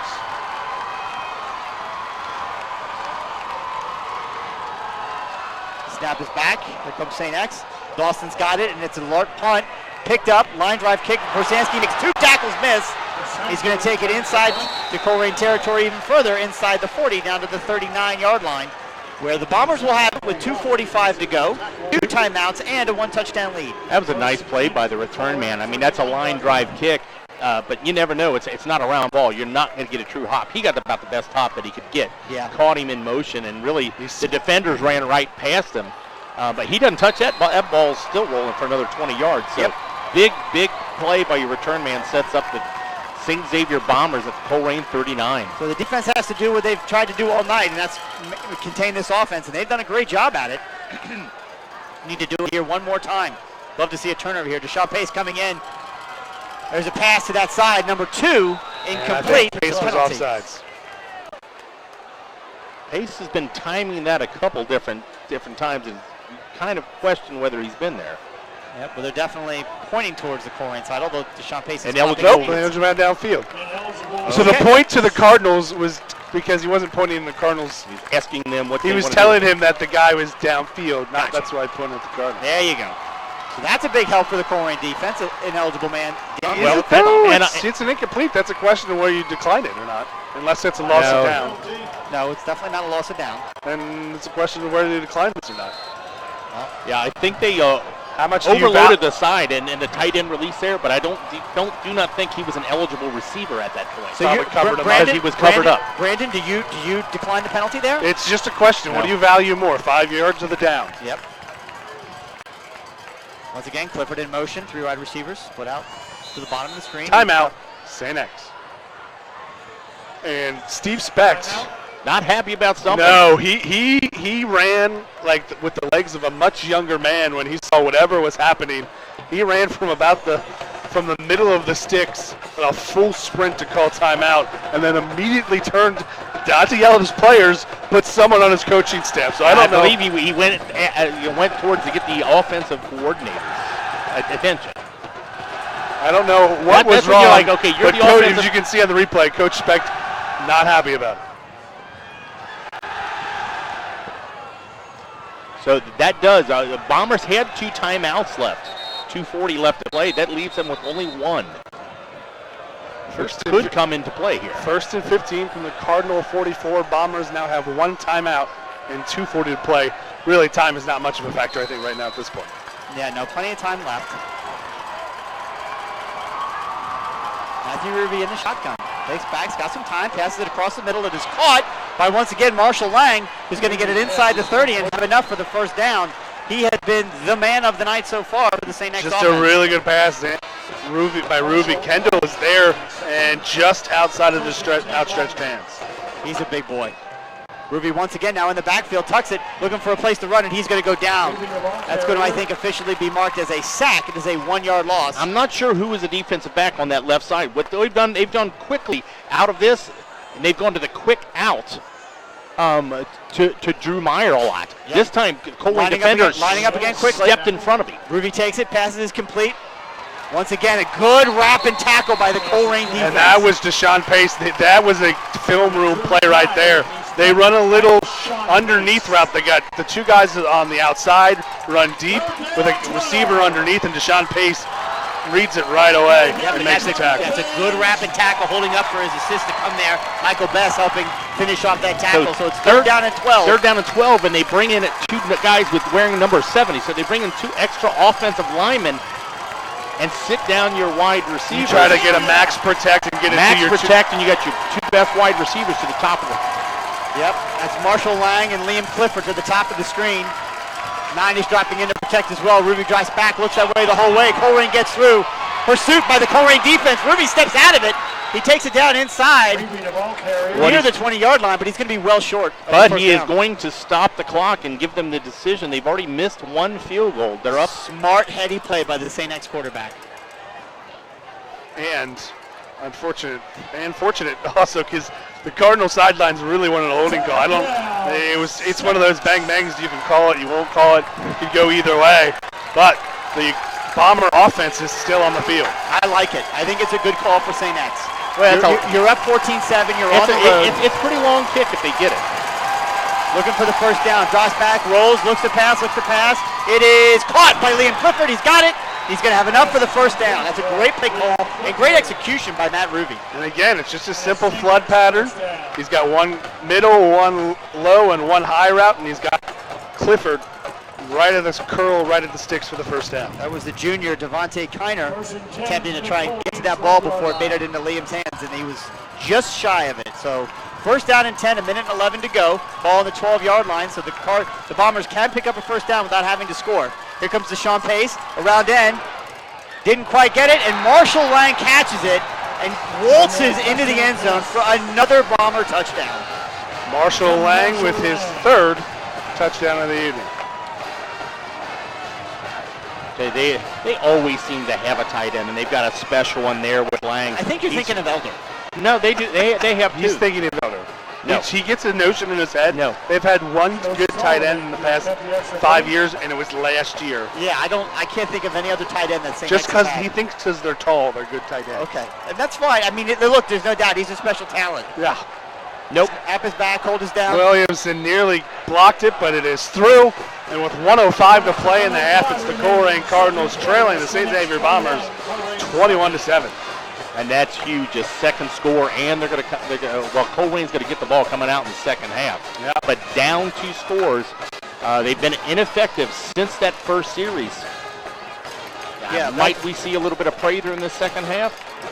And it's a good point you made when you talked about the fact that 2 of their scores came on 2-yard drives, right? I mean, their first score set up on the huge kickoff return, the second one on the punt return, but that was a longer drive. I mean, granted, No, it wasn't. 35 It was yards. Still under 50 yards. It was still under 40 yards. It was like 35-yard drive, Yeah. but compared to their first 2, that was their It longest was set of the up night. by a headsy good punt return. Right, so it's in special total- teams right now. In total, St. X has traveled less than 50 yards They- to score their 3 touchdowns. By far, less than 45 yards to score their 3 touchdowns. But at the end of the day, again, it's a 3-legged stool. You got offense, you got defense, you got special teams, and right now, St. X special teams is ruling this game. Correction next. So 1:05 left to go in the first half. Colerain with no timeouts, trailing 2 touchdowns. I imagine they'll be very conservative when they get this ball. Nah, Oh, yeah. St. X is going to onside kick it right here. No, they're not. I'm kidding. I know you're kidding. Caught by Lawson Sandusky. He's going to look for some room, lower his shoulder, takes it out past the 25-yard line. That's where the Cardinals will have it with 1 minute left to go again. For those of you watching live on wearecolerain.com, we thank you and appreciate you tuning in tonight. We will step away at halftime, allow the great Wake Forest volunteers to show you all of our halftime festivities, bands, and Hall of Fame induction, and then we'll come back with about 5 minutes left on the clock. Cardinals with about 50 guys in the huddle just trying to confuse St. X, but Freddie Johnson will go out. It's a quarterback, Tyler Prather sits, so they'll keep their running quarterback in with a minute left in the Yeah, half. they're not going to do anything, but probably some straight hands off. Even if they, I wouldn't even be surprised if they don't even run a play. I mean, They have to run at they least have to one run at least play. one play. Well, they could They take probably they could take a knee. with time they have to run 2 plays Yeah. actually. Yeah, this isn't going to be anything. I mean, it's tight formation. Be smart. Freddie Johnson takes it, hands it off to the fullback, who's got it. He's into the space, goes NJ Flowers. Not thinking much of it, but he's going to have enough for the first down, all the way up to the 47-yard line. Stops the clock till they set the ball. That changes things maybe a little bit, right? 46-yard line is where it's officially marked. They start the clock. Freddie Johnson comes in. A little bit more sense of urgency here. Again, 44, 43. Yeah, I mean, St. X's defense certainly not taking a break here, but Colerain's got to move a little quicker if they'd like to try I and think they maybe were caught off guard by that big game. They weren't. Now we have flags on the play. How can we have flags on the play? They might have 12 guys.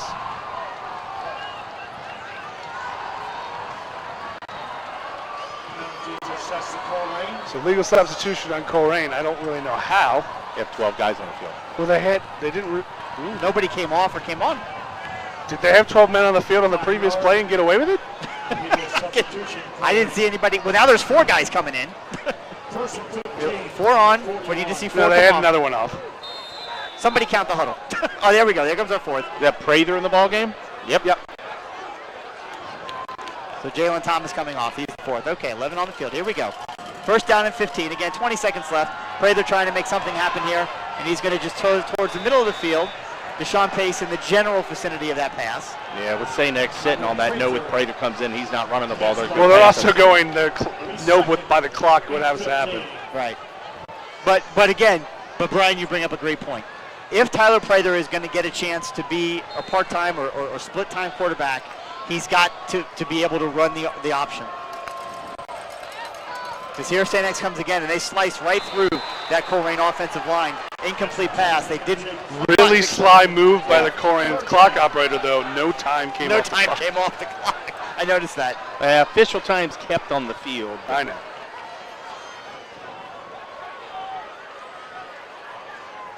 So this will be 3rd down and long. 3rd down and 15. 13 comes off, 16 comes off. Tyler Prather now out of the game. Freddie Johnson back in at quarterback.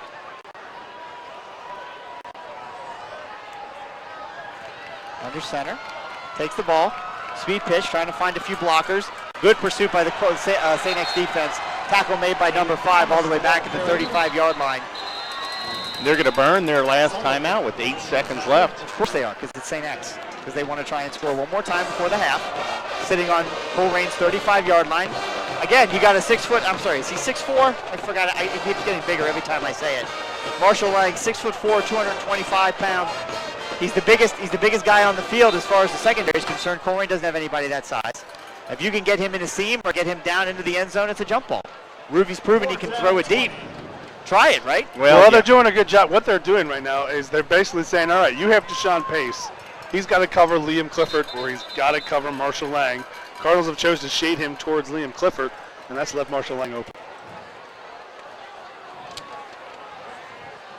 No return man back. And the Bombers kind of look like they almost have a base defense out there. They're going to bring the house. Oh, can you throw the ball here? They are bringing the house.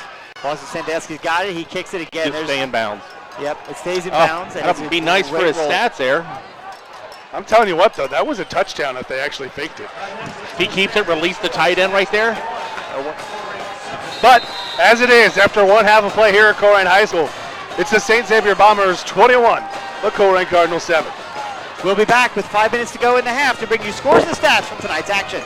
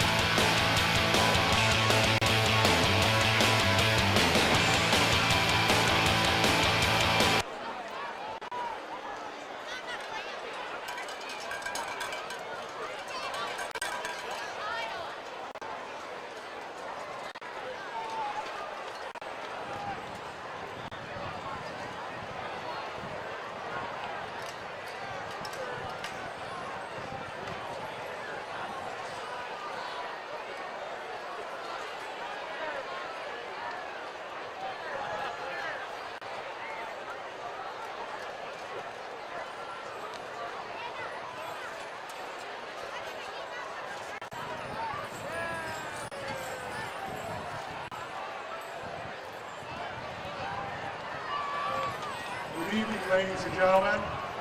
Welcome to Colerain High School, where tonight we recognize and honor 6 important individuals in Colerain athletic history. The Colerain Hall of Fame is now in its 22nd year of existence, with a history that traces back to the 1920s. Please direct your attention to midfield, where we will recognize each inductee along with their immediate family members and list their individual accomplishments during their years at Colerain High. And while what they accomplished post-graduation, Athletic Director Craig Hewlin and Principal Jack Fisher will present each inductee with their award. Our first inductee is from the class of 1978, Jeff Roberson. Jeff was a member of both football and track and field programs. He played an important role in the Cardinal running attack under Coach Ken Hubble. He played multiple positions, including tailback, slot receiver, and was a kickoff and punt return specialist. He was a member of the 1977 Hamilton County Suburban League champions that went 9-1 in football. In track and field, he was recognized as one of the top sprinters and long jumpers in the state of Ohio. His most notable accomplishment was in the 1978 sectional finals when he broke the long-standing state of Ohio record for the long jump, which was held by Jesse Owens. He garnered all conference, city, sectional, and district honors in track and field. He helped lead the Flying Cardinal track team to 3 state conference titles, 2 sectional titles, and a district runner-up finish. He still holds school records in the 100-yard and 200-yard dashes, in the 4x220-yard relay, and the long jump. He is joined this evening by his sons Jeffrey Jr., Michael, and his daughters Candace, Vision, and Praise. Let's give a nice warm welcome and congratulations to Jeff Roberson.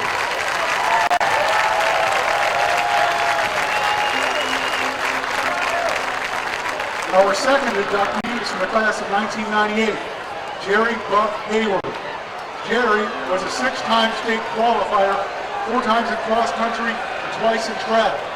She was an integral part of helping lead Colerain into its first of 4 consecutive state girls cross-country titles in 1997, where she earned all-state honors that day, placing 20th overall. That year, the team also finished ranked 3rd in the United States. Jerry was also the first girls state runner-up cross-country team in 1996. Individually, she was a 2-time conference cross-country champion, and in 1994 set the conference record for the girls.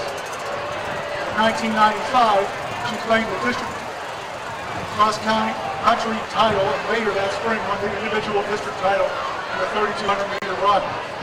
She was a member of 8 conference championship teams, 3 city and district cross-country championship teams, and was a 9-time all-conference athlete, a 4-time district champion, and a 5-time all-regional runner in cross-country and track. She went on to earn a cross-country and track scholarship to Miami University, where she was recognized as the Freshman of the Year in the Mid-American Conference. In 1999, she was first-team All-MAC and earned All-NCAA Division I regional honors in cross-country. Accepting on Jerry's behalf this evening is her mother, Sue, and her father, Jim. Let's have a nice round of applause for Jerry, Bob, and Gable.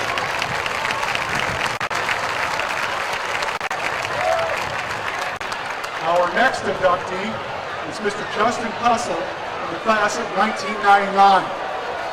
Justin was a 5-time state qualifier in both cross-country and track. He earned first-team All-GMC honors in cross-country and was a GMC champion as a member of the 1997 4x800-meter relay team. In 1998, he earned All-State honors as a member of the 4x800-meter relay team, which broke the school record, which still stands today. Justin was a 5-time All-Regional athlete in cross-country and track, a 3-time All-State runner, and a 3-time All-City member in both track and cross-country. He was a member of the 1995, 96, and 1998 district track and field team cross.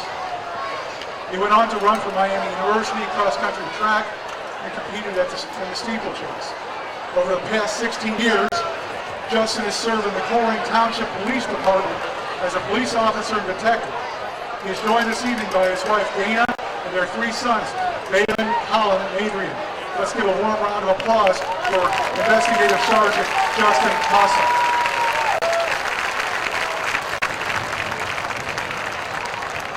Our next inductee is Miss Erin Ragusis from the class of 2007.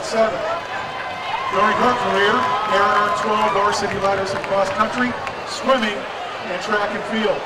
In cross-country, she helped lead the Cardinals to 2 cross-country state runner-up finishes, 3 regional team championships, 3 district championships, and 3 GMC titles. Erin won the GMC and district cross-country titles in 2004 and defended her district title in 2005. She was a 3-time All-State runner cross-country, finishing 4th overall in 2004. In swimming, she advanced to the district all 4 years. In track and field, she was a 12-time All-GMC athlete, which included being a 6-time GMC champion, a 4-time district champion, a regional champion, and a 5-time All-State runner. During her career, she helped lead Colerain to 7 GMC team championships in cross-country and track, 4 district championships, 3 regional championships, and 2 state runner-up finishes. She went on to sign a scholarship with Purdue University, where she ran cross-country and track. Erin is accompanied tonight by Evan, Laura, and Natalie Ragusis. Let's have a nice round of applause for Erin Ragusis.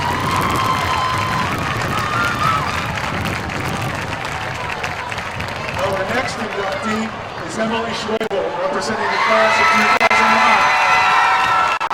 Emily is considered one of the most prolific softball players in Cardinal history. She was a 2-time Cincinnati Enquirer Division I Player of the Year and a 4-time All-GMC first-team member. She recorded over 1,000 strikeouts during her career and led the Cardinals to the state Final Four in 2009. Emily still holds school records in home runs, career wins, and career strikeouts. She went on to play at Northern Kentucky University as a scholarship athlete, breaking the career home run record with 32 in 2013. It was later named the Cincinnati Northern Kentucky Sportswoman of the Year. Emily is in her 6th year of teaching at Colerain High School and is in her 5th year as the head coach of the Cardinal softball team. She is joined this evening with her father Ron, her mother Luana, sister Hannah, and brother Nolan. How about a big round of applause for Coach Schrader?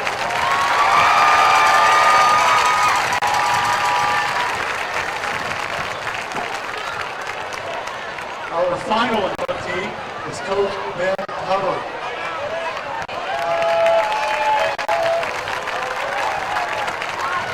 Coach Hubbard was named football coach in 1974, and he quickly established the team as one of the premier football teams in Cincinnati and the state of Ohio.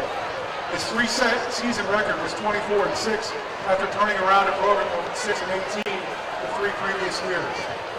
Colerain claimed consecutive conference titles in 1975 and 76. He was named the League's Coach of the Year in 1975. As the head track and field coach, he led the Flying Cardinals to 3 straight conference championships, 3 sectional championships, and 1 district runner-up. The 1977 team played the city championship. That year, also at the end of 1977, Coach Hubbard was named the athletic director and served in that capacity through 1980. Coach Hubbard is a distinguished member of the Ohio High School Football Coaches Association Hall of Fame. He is joined this evening with his wife, Maureen, and his sons, Rusty and Randy. Let's have a nice round of applause for Coach Ben Hubbard.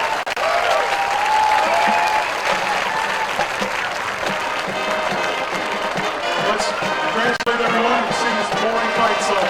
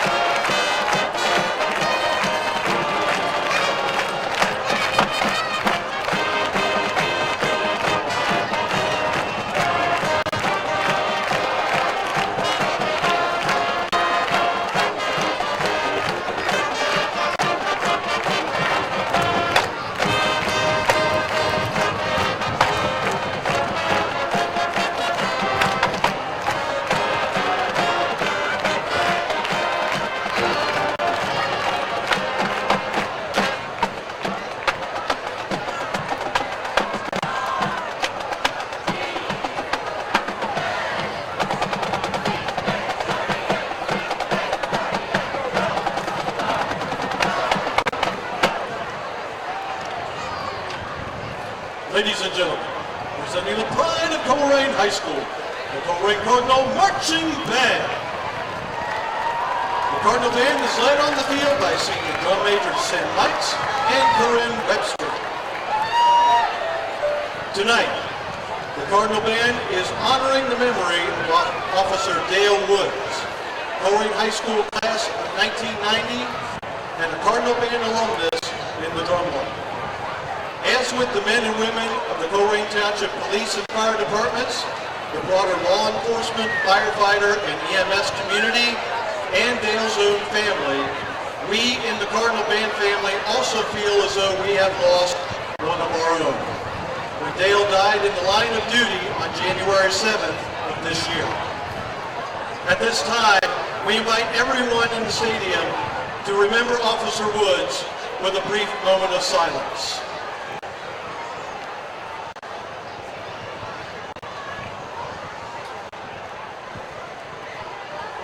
Thank you.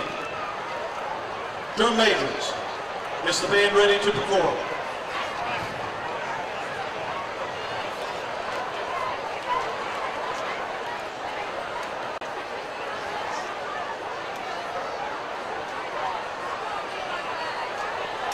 Ladies and gentlemen, in memory of Officer Dale Woods, we present to you our show, Atlantis.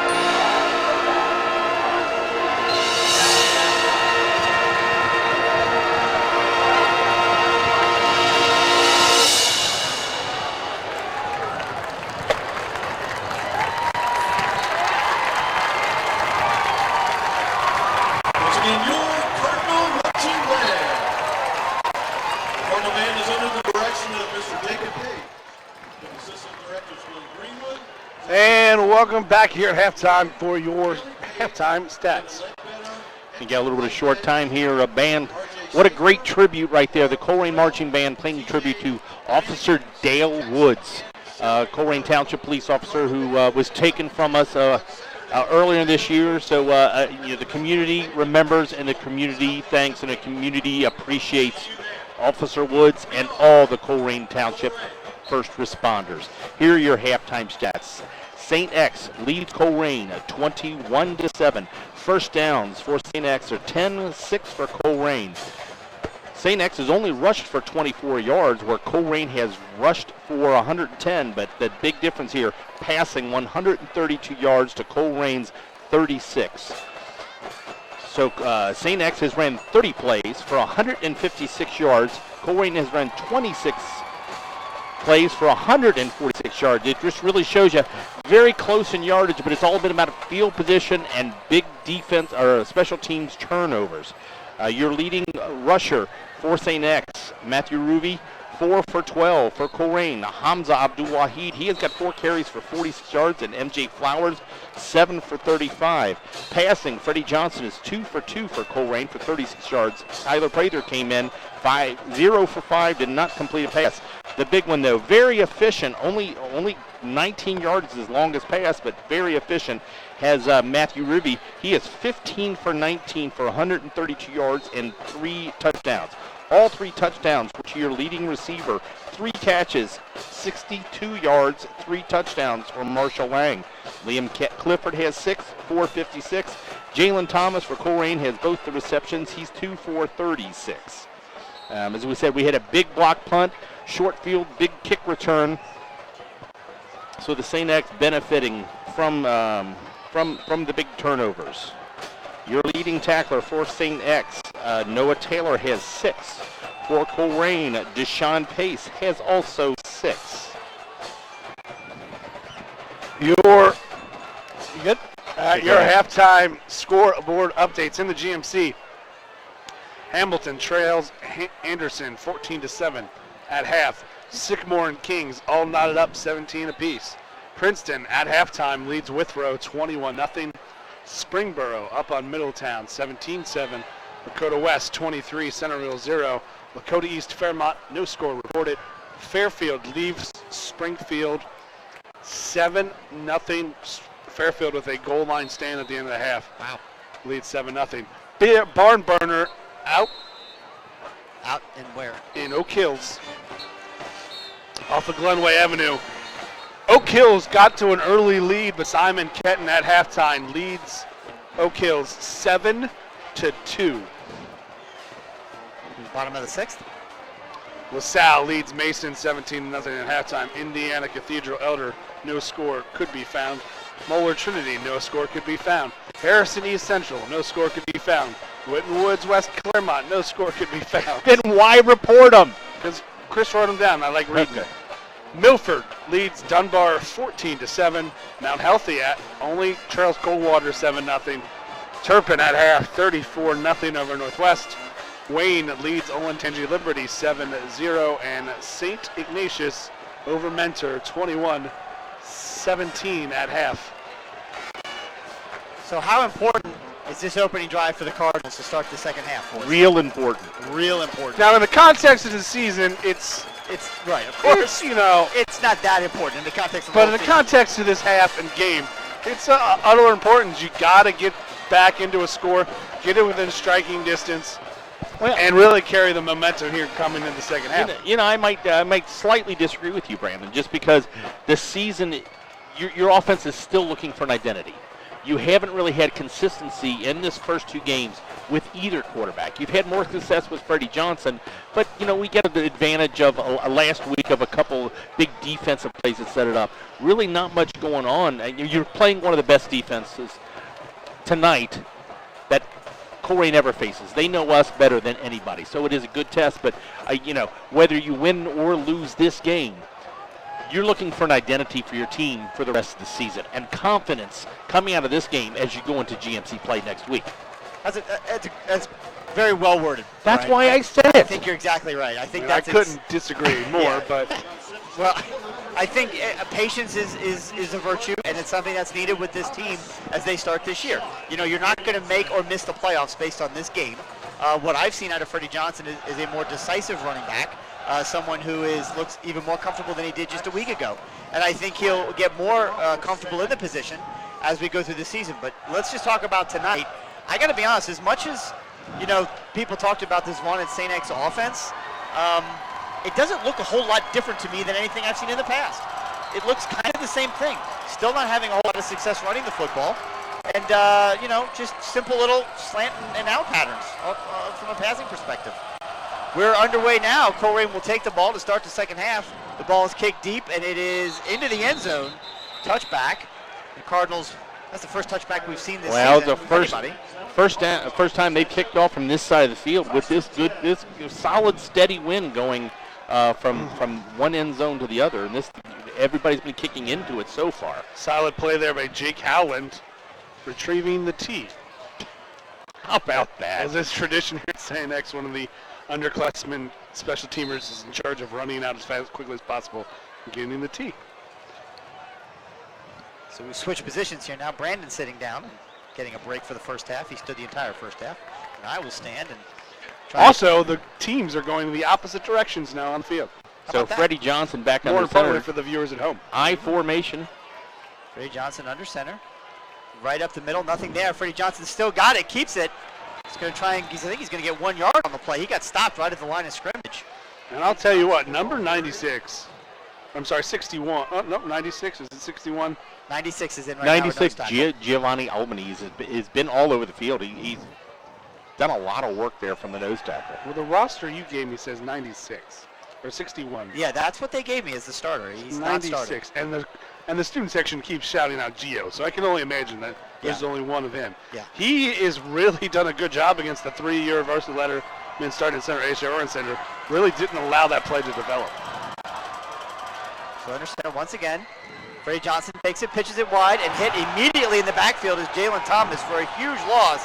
Number 4 for the St. X Bombers, sticking it to the Cardinals on offense. Well, that's about the best you've ever seen the option played. The fullback was hit behind the line of scrimmage. The quarterback was forced to pitch behind the line of scrimmage. And the running back was even tackled farther behind the scrimmage. So Tucker Hunley has made all sorts of plays for this Bomber defense today. So that's a big loss. So Loses about 5. 3rd down and 15. Not the way the Cardinals wanted to start this second half. But it just takes one missed tackle. Just Somebody one time. getting wide. Yep. Freddie Johnson drops back, looks to pass, throws it across the middle of the field, and it is in and out of the hands of Deshaun Pace. He had the inside, but unfortunately he just couldn't pull it in. Just let him by about a half yard. Had inside position. Got one hand on it. See it here on the replay. And there was nobody in the middle of the field, so if he can get a hand, Just a little too high. And then there's going to be a bunch catch of old guys in the stands saying, why didn't you use 2 hands? Well, that's because you are old and have never been able to make that sort of play. That's a play. He's got to go with 1 hand. If he goes up with 2 hands, he completely throws himself out of the position to make that play. Sandusky's going to be kicking again out of the shadow of his own end zone. No rush. Low line drive. Called right at the 50-yard line, so St. X will take over. Again, nice tackle on the play by what number is that? Number 18. No, 10. 18. I can't 18. tell. 18? 10? You tell me. 18. That's 18. That's Bradley. That is number 18 on the tackle. That's Ronald Williams. Not Williams. Bradley. Yeah, I think you're wrong roster, Brandon. The wrong roster. Sorry, I did that too earlier. Ronald Williams making the tackle for the Cardinals on special teams. But again, St. X Bombers are going to start in Cardinal territory again. Look, they've won the field position battle tonight, and it's not even close. Except for that one drive. That one drive. But overall, so Matt Reevy now in on offense. Bombers up by 2 touchdowns. Let's see what they bring. How about this? Out of the eye, and the big tight end's playing fullback. Nope, that wasn't. That's Kellen Williams who takes it, who hits the hole. He's going to pick up a couple of yards. Call it 3 yards on the game. I was wrong. That was not the big fullback. He only has 1-8 on. Exactly. That was It's Kellen Newman. Ben Bracken. Kellen Newman in the backfield. Drew Meyer, number 9, in the slot. 2nd down and 8 for the St. X Bombers.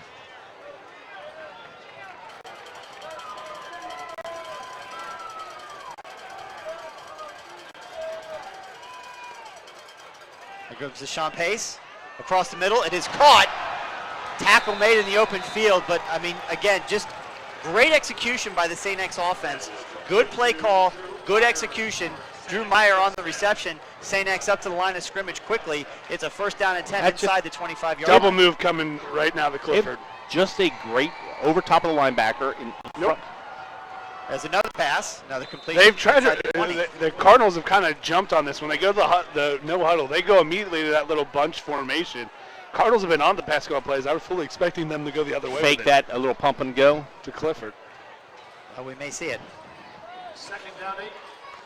So he does pick up 2. It'll be second down 8, spotted exactly at the 20-yard line.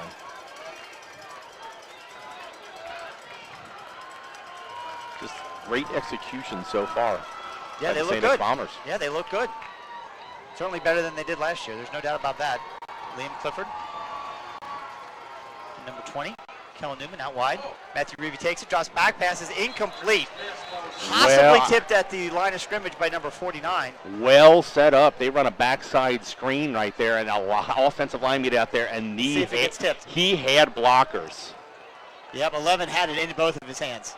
Couldn't tell if Donovan Owens got a pull on it or not. Maybe. Yeah, maybe. Force maybe is a little bit high, and maybe if he doesn't touch it, he obstructs the vision of the wide receiver.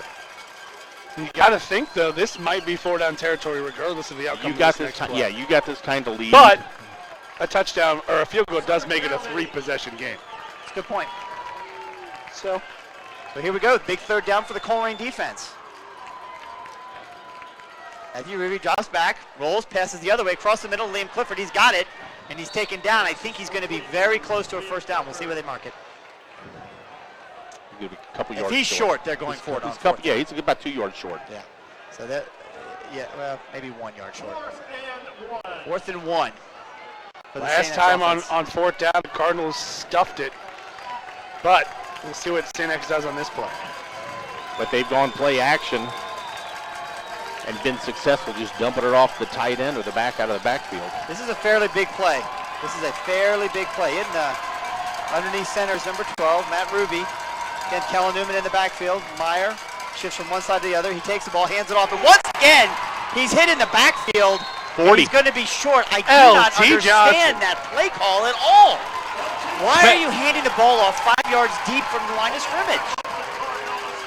Because you want the Cardinals to do good.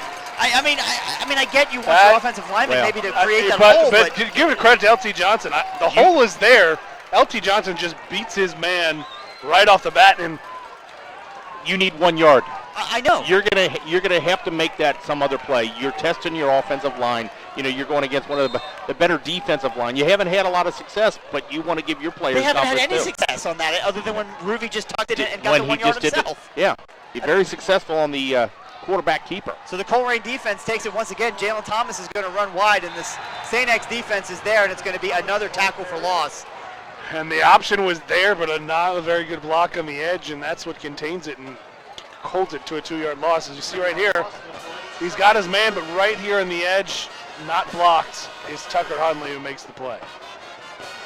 Defensive end 34 also had his man beat, forces him, gives him no lane to cut back up in. Again, well defended, loss of 3. Tucker Hunley has been very impressive from, I can't remember exactly what they call that, the rover or the Adjuster. The adjuster. Isn't that the adjuster? Position. Yeah, he's the adjuster. That's the adjuster position. He's been all over for the St. X defense. Third down, 13. There's another pitch now wide the other way. Jalen Thomas has got it, puts it inside, takes it out past the 25-yard line. Enough for a Cardinal first down. This time, same formation, they're running out of the eye. This time they run to the weak side. Less guys to block out there, and everybody keeps their assignment. Well, the other thing is they play against the motion. As you see, they don't run the option to that side. The man in motion actually stops in the backfield and cuts it back the other way as the wing back there, Jalen Thomas, picks up the first down. And guess who made the tackle? Tucker Hunley? Number 4. Yeah. Haven't seen as many. We haven't seen jet sweep or counters like we've seen. First in the down past. and 10. There's Freddie Johnson. He's going to run around, try and find some space, cuts it up. That play was blown up before it even get there. He didn't even get a chance to hand that off to the fullback. 33 from the St. X Bombers. Danny Kirk just was in the backfield as that ball was snapped and just forces him not even to, So real interesting here. Again, the Cardinals struggling to move the ball for the most part. A brand new offensive coordinator for Colerain. Colerain's all-time leading rusher, Tyler Williams. Ex-quarterback coach or running back coach from. Well, the interesting is they had some success early, and then X has made their defense adjustments. We'll see how the young offensive coordinator makes his adjustments here in the second half. Exactly, that's the point, right? So there's a 14. Hamza's got it, gets it out past the 30. A modest gain. So it's going to be third down and about 6. 5? Yeah, Hamza, here we just a little jet sweep gets to the outside. There is a hole there, but it does close quick. But again, Cardinals happy and content to keep it inside, almost turn it into an off-tackle play. Yeah. St. X happy and content not to give up the big play. Oh, absolutely. With a 2-touchdown lead, that's the way St. X is going to play now. Third down and 5. It's a pass. Jalen Thomas has got it. He's immediately tackled. So the Cardinals are not moving vertically. They're more moving horizontally. And they're going to be forced to punt.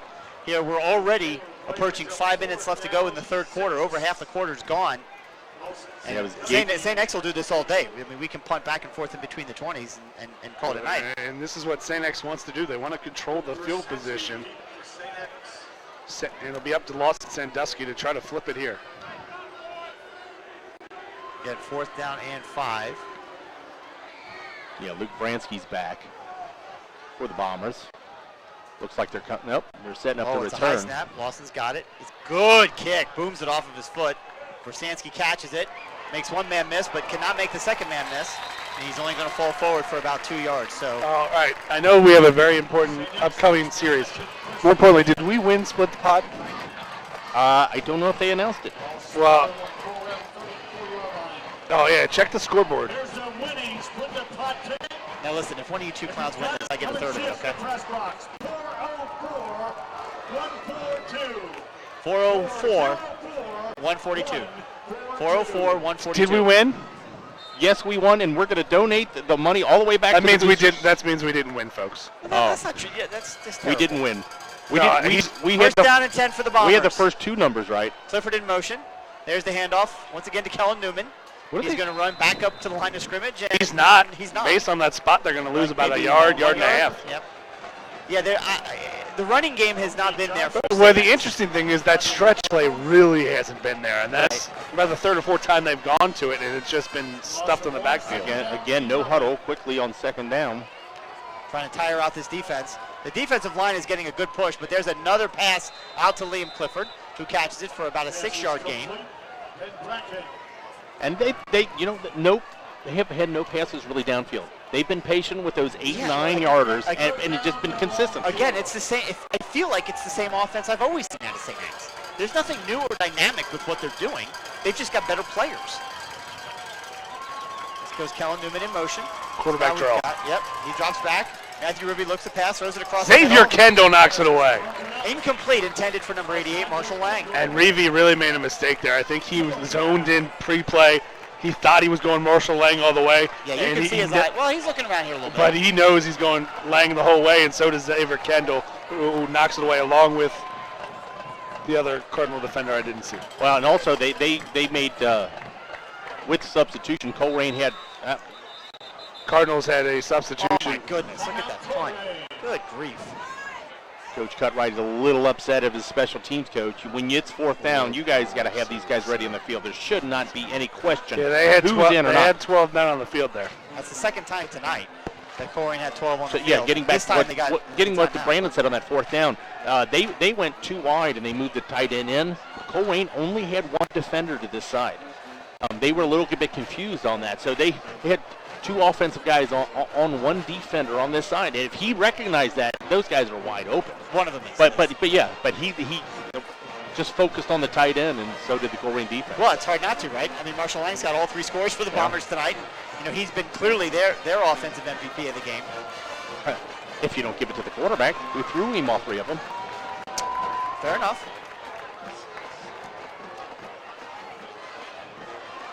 So Colerain does make the stop. The punt team is out for St. X. Round midfield, this is not a bad area. This is a good place to fake if you're the Bombers, but I wouldn't with a 2-touchdown lead.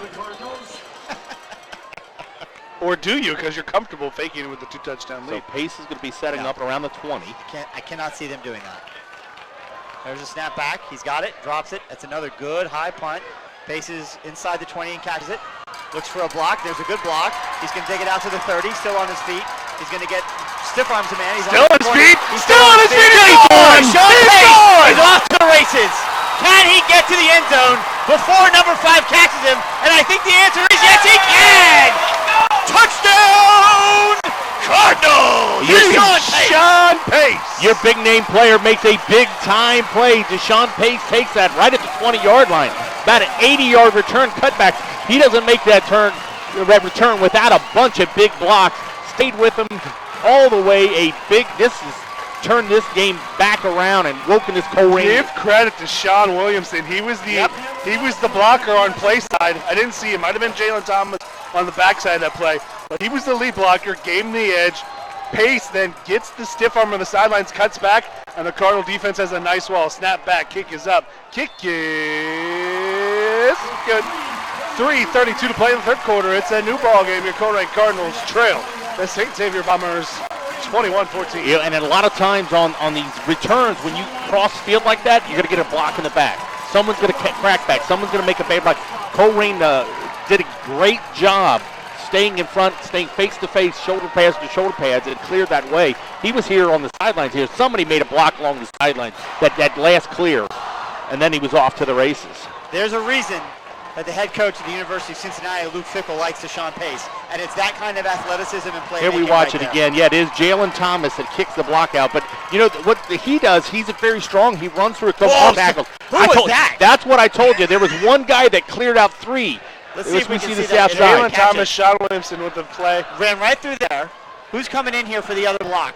Right there. Somebody took out both those guys on the backside. See if we'll be able to catch it right here. Great work by the Waycross Volunteers on the video. Deshaun Pace making some people miss, and you're going to see 2 Bombers disappear out of the screen. There they go. Still can't see the Last number 3. Do we have a 33? No, that was not the 3. I don't know. Hey, I'll tell you what, great shot by our volunteers here. Absolutely. Came out, set the kickoff, the Cardinals. Still, both teams had big special teams plays. We needed that badly. So you're right, it's a whole new game. When you can score on one play, it changes things. There's Ott, gets his foot underneath it. It's a low-line drive kick. It bounces at the 10-yard. Another nice little bounce. That picked up. The Colerain defense has got to stop, and they do. Take him down at the 25-yard line. We'll take that. So the Bombers had a big kickoff return to set up their first touchdown. Cardinals get a punt return, try to return the special teams difference. Here, though, the Cardinals now, not only did they get the touchdown, they have flipped the field, 80. Officially in the scorebook is an 82-yard punt return touchdown for Deshaun Pace. And you wonder, Deshaun Pace, one of your leading on the defenders, how much gas he's got back. Does this St. X Bombers come right at him? 3 minutes and 26 seconds to go here in the third quarter. Lots of game to be played. Fakes the handoff. Ruby looks. He's got time to pass. He throws it across the middle, and it is caught. Nice grab. And he's going to be just short of the first down. They're going to mark him right at about the 34-yard line. He's the 35. Very good grab by that. That ball was a little bit high, and behind him, he reaches up. And that's just a 2-man route. And not a lot of penetration. He had plenty of time to throw the ball. So there we go. Hands it off across the middle. 31's got it. Versansky bounces off several tackles and takes it out to the 40-yard line, enough for a first down. Yeah, he had contact there in the backfield, but not a wrap up. You got to wrap him. He does a nice little spin move. So we watched the replay. Got there, a little bit of a hole, and he closes. The linebacker's there, but Mike Pesmiss doesn't wrap up. Varansky, just a sophomore, but he is a superb athlete. He was all-state last year in Ohio for the cross as a freshman. And I'll tell you what, when's the last lacrosse guy that you can think in the GCL that Hubbard guy that plays for the Bengals now? Exactly. So a first down from the 40 Bombers 40. Matthew Ruby now under center. Goss back, fakes the handoff, rolls to his right. Trying to find something here. Look, throws it deep down the field. I like the chance. And it is knocked down. Good defense by the Colerain Cardinals. Incomplete pass. Reeve had Clifford over the top there, but he just doesn't have the arm strength to get over top of the Cardinal defender. And Brandon Sinclair says, not going for an interception. I'm just going to take 2 hands and bat it right down. Nothing wrong with that. Nothing wrong with that at all. And really the first big shot downfield we've seen the Bombers take. Yeah. And that's a game changer if you complete that pass, right? Because then all of a sudden you swing momentum back towards you. So I like the play call. It's aggressive. That's a little different from what we've seen from St. X in the past. Rosansky now breaks out. He goes wide right. We've got 2 to the top, 2 to the bottom. Once again, a little bit of push here by the defensive line, pushing the back. There's a pass across the middle, incomplete, intended for number 11 along the sideline. He slides out of bounds. It'll be 3rd down and 10. And again, they use that motion and then fake it to that side to Clifford. And when the running back is, when they want the backside, they want a screen on the backside. Cardinals read it, but Reevy almost able to connect on the kind of the scramble play, but it's incomplete. We have a 3rd and 10. Yeah, Mike Best pressured him to throw it a little bit early once, but you're right, Brandon. The Colerain read the screen on that, and there was nowhere to go. But the Bombers almost made on the scramble play. Reevy had a man there, he just missed him. The crowd is on their feet chanting defense, imploring their Cardinals to stop them on 3rd down and 10. Be smart, Ruby drops back once again. Good push, pass across the middle, dropped! Liam Clifford in and out of his hands. It'll be 4th down and 10, and the Bombers will be forced to punt. And Clifford drops it, but I think Xavier Kendall is there. I know Clifford's a special athlete to make a play, but if he catches that ball, Xavier Kendall is all over that screen pass. Yeah, looking at that little tunnel screen. When you're right, eye to eye, it takes a special person to go across the middle like that. Yep. So again, Pace is back, setting up at about the same spot, about his own 20. I'm guessing they don't kick it to him. Oh, it bounces off of the ground. Almost blocked. It's a great punt over Deshaun's head, and I think it's going to go right into the end zone.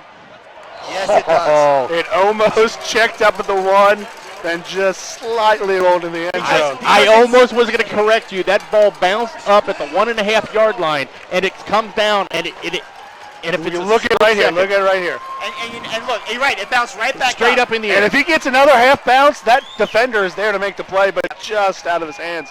So Cardinals take over at their own 20-yard line. 1:54 to play in the 3rd quarter. And it's St. X, right? So why wouldn't it be at the 1 yard line? It's just the way it is. We had one stop at the 1 yard line too, Chris. Yeah, we did. It was amazing. Boston had a couple of really good punts in that first half. The kicker, the punter, Noah Taylor, is doing a great job. He's boomed some big ones. Yeah, he has. Linebacker with a big leg. All right, so here we go now. Freddie Johnson in at quarterback. Takes the ball, fakes the handoff, gave the handoff off to Hamza Abdul-Wahid, and he gets tackled once again, I think, behind the line of scrimmage, or did they get him back to the line? I think they're going to say he got back to the line of scrimmage, maybe a yard shy. Jalen Thomas on the Jalen Thomas, excuse me. And again, Tucker Hundley comes up from his adjuster position and disrupts that play. Yep, he made it. Who's number 5? Let's give him a little bit of credit. That's your punter, Noah Taylor. Noah Taylor, the linebacker. So booms the ball, and then comes back in a linebacker. So 2nd down and 10 on the scoreboard. Freddie Johnson. Checks the play at the line of scrimmage. Get my binoculars focused here. There we go. There's a quick pass out to Get outside! Get outside! Get outside, see if he gets some room. He's going to make a man miss. He's going to have enough for the 1st down, and he's going to get That tackled. had to be the oddest tackle I have ever seen. Grabbed him by that, trying to grab anything he can on Jalen Thomas. This is a good check with me and a good block in the edge. But watch this tackle. He just kind of grab whatever you can. I got him by the hand. Do a little ring around the rosy. Do, and he goes out of bounds. Hey, Cardinals quickly to the line, though. 1st down and 10 at their own 40-yard line are the Cardinals. Good block. It almost looked like he was spinning to throw him off the turnbuckle. Yeah, there you go. Freddie Johnson again now pass the other way to Hamza Abdul-Wahid. Spins and catches it. Move forward. Move vertical, Hamza. He's got it. There we go. And again, a good block there on the edge by number 13, Avante Scales. I wonder if he's in relation to Tigray. And we have a man down. You know, Colerain on the last 3 plays, they're trying to get to the edge, spreading it out. Speaking of Tigray, did he make the final roster or practice squad with the Steelers? I do not. There is a young man on the sideline staying with some ex-players that wearing a Pittsburgh jersey. Let's take a look. I don't here. know if Tigray would wear his Can you head own. back to the chat room there, Mike? Was there any shout-outs we want to give? Again, you can give us a shout-out here in the chat room. We may not get all of them. Was he number 45? Nope. 6. You can see some former Cardinals. You see Cabrani Mixon on the sidelines. There we go. So the we got Ivan Pace Jr. in the Bombers up and in the walking. chat. Yeah. all kinds of former players and alums. It's great. I'm so glad you guys are following along. Hope you're enjoying the broadcast. Yeah, defensive back Bo Tillett up on his own power. Well, that's good for the young man. Just been told our new stat guys, Brian and Brandon, are just fonts of useful information. Well, they Just let got us good know names, that, so they got that going yeah, for they them. do. T-Gray made the practice squad for the New Orleans Saints. Ooh. Nice. Who dat? Second down and 8. Here we go, 2nd down and 8. Draws back the pass to Freddie Johnson. Avoids a tackle, but Oh, he's he had him too. There's He had him there. That's one of the downfalls of not being that that tall of a quarterback. Yeah, I mean, he's 5'10". He's 5'10". He's Not 5'10". Not even 6 foot tall. But St. X Bombers at every position are always tall, and Right. he had to play action in there, and they just couldn't get over top of him. Does a good job. What they say, live to make another play. Right. And we saw that last year. Almost that'll be the last play of the quarter. So after 3 quarters of play here at Colerain High School, it's the St. Xavier Bombers 21, the Colerain Cardinals 14. We saw it last year with the Colerain Cardinals. One of the most effective long plays for them on down and distance was that you run that play action, the defense kind of swarms to you, and you just run around it, and it's almost a quarterback draw. Well, and that's fine, right? But the decision, and Deshaunte Jones was really good at running that, right? But DSM was really good doing that DSM last was also last year as well. Is making that decision. Okay, the play's not there. Go. And look, this is Freddie's 2nd varsity game as a starter, so he has a lot of learning and growing to do. Well, and I don't know how much quarterback history that he has. I know that it was Prather who was the JV quarterback. Freddie was only a wingback. Not, let's say only, specifically a wingback. Again, you can reach us in the booth at radio@wearecolerain.com. This one coming from Randy and Beth Hunt, listening from Ross, Ohio, class of 92. Again, and once again, thanks to the guys at Waycross here, let us showcase our student athletes. If you look on their website, Have we seen a graphic we yet are for all Waycross volunteers here. So if you like what you hear, and you maybe like to be part of a broadcast or even create your own broadcast, volunteer. What are we doing? What are you pointing I at? think the Bombers student section is about to take their shirts off. Are they? They do that weird thing at the end of the 3rd quarter. Do they? Is that Yeah. what it is? Yeah. I just know I look over there in 4th quarter and there's a bunch of teenagers that have no shirts on. It's there you weird. got it right there at the bottom of your screen. Your web address and phone number There if it you'd like goes. to reach out to Waycross, and we're gonna They look get at weird that. over there. Shirts off and will. And so give Waycross a call. Find out what they're all about and how they can help you. Field is flipped now. There goes a handoff to Hamza Abdul-Wahid. He's going to get tackled in the backfield once again. So that got blown up from the get-go. Colerain's going to be forced to punt, unfortunately. That wide run is not working. They're better off. I really like the pass out to Jalen Thomas. I'd almost going like to north. see a counter off that. Yeah, They're how about that, overdoing right? it. That was T.J. O'Malley from his linebacker position. Just had that red. They're running to that wide side right there, and there's just, if one guy misses a block, which happened there. So again, Sandusky. I mean, 41 They had one came, blocked yeah, already. 41 came through that line like a bull. There's a snap back. Almost blocked, but not lost. It gets it look off. at this. And it's a great punt. And Bounced nice up to 20, all the way back to the 10-yard line and pinned up against the sideline. Great punt, great coverage, great execution on special teams. Good punt by Sandusky, but just as good a tackle downfield by Avante Scales. Absolutely. And you see it here on the replay. The sophomore's got to take it all the way back to the 10. And there's Avante Scales staying low, watching his hips, and tackling him at the feet. Textbook tackle by Avante Scales. 57-yard punt for Lawson Sandusky. The Colerain's defense is going to be tested again. They need a big stop here. They still have other time. That's still lots of plays. We have a whole quarter to play. A whole quarter to play. Did St. X go a little conservative with that 14-point lead? Well, I mean, the guy did have his only long pass attempt down the field.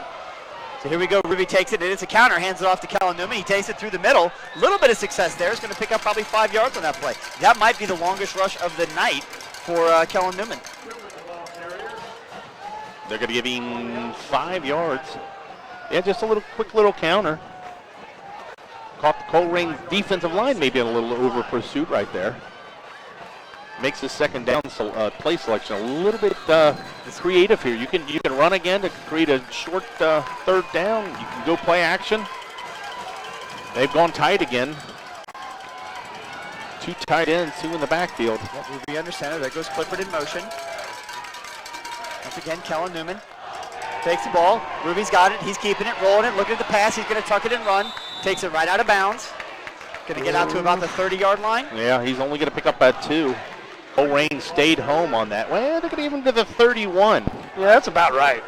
Let's see where they mark it, where they put the ball down. So, Right at yeah. the 30. Nose is on the 30. So they fake that same play action this time and release the tight end. Linebacker stays with him, nowhere to throw. We do have a substitution. We'll see how the Cardinals, if the Cardinals take advantage. Starting tackle 74 had to come out of the game for equipment issue up front. For starting left tackle is out for this play for the St. Xavier Bombers. So here's 40. Come on. JT, get in there from the outside. Matthew Ruby drops back to pass, looking out to Kellen Newman, who's got it. He's going to get tackled once again. The Cardinals stop on 3rd and short.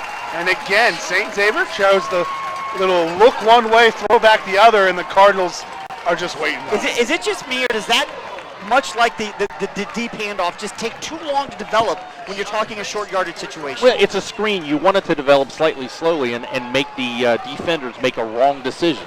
But when the Cardinals are sitting on it, it doesn't matter. Yeah, when the Colerain guesses right or makes the right read, it's blown up. I love it when you say the Colerain. I'm such a huge fan of that. There's the punt. It's going to drop, and Deshaun is going to stay away from it. The smart thing to do, even though it's going to roll that down was inside just the an 20. unfortunate one for there. It's just a line drive kick, and you don't get a clean bounce. You Well, just kind of let it go. It's the opposite of what just happened last time with Sandusky. The same kind of bounce, but he just got a true hop. But it's a true bounce. Oh, that's not what I thought you said. Sorry, go on. I'll tell you But what, it has been a puncher's battle tonight. yeah, this defense needs a break. I'll tell you that right now.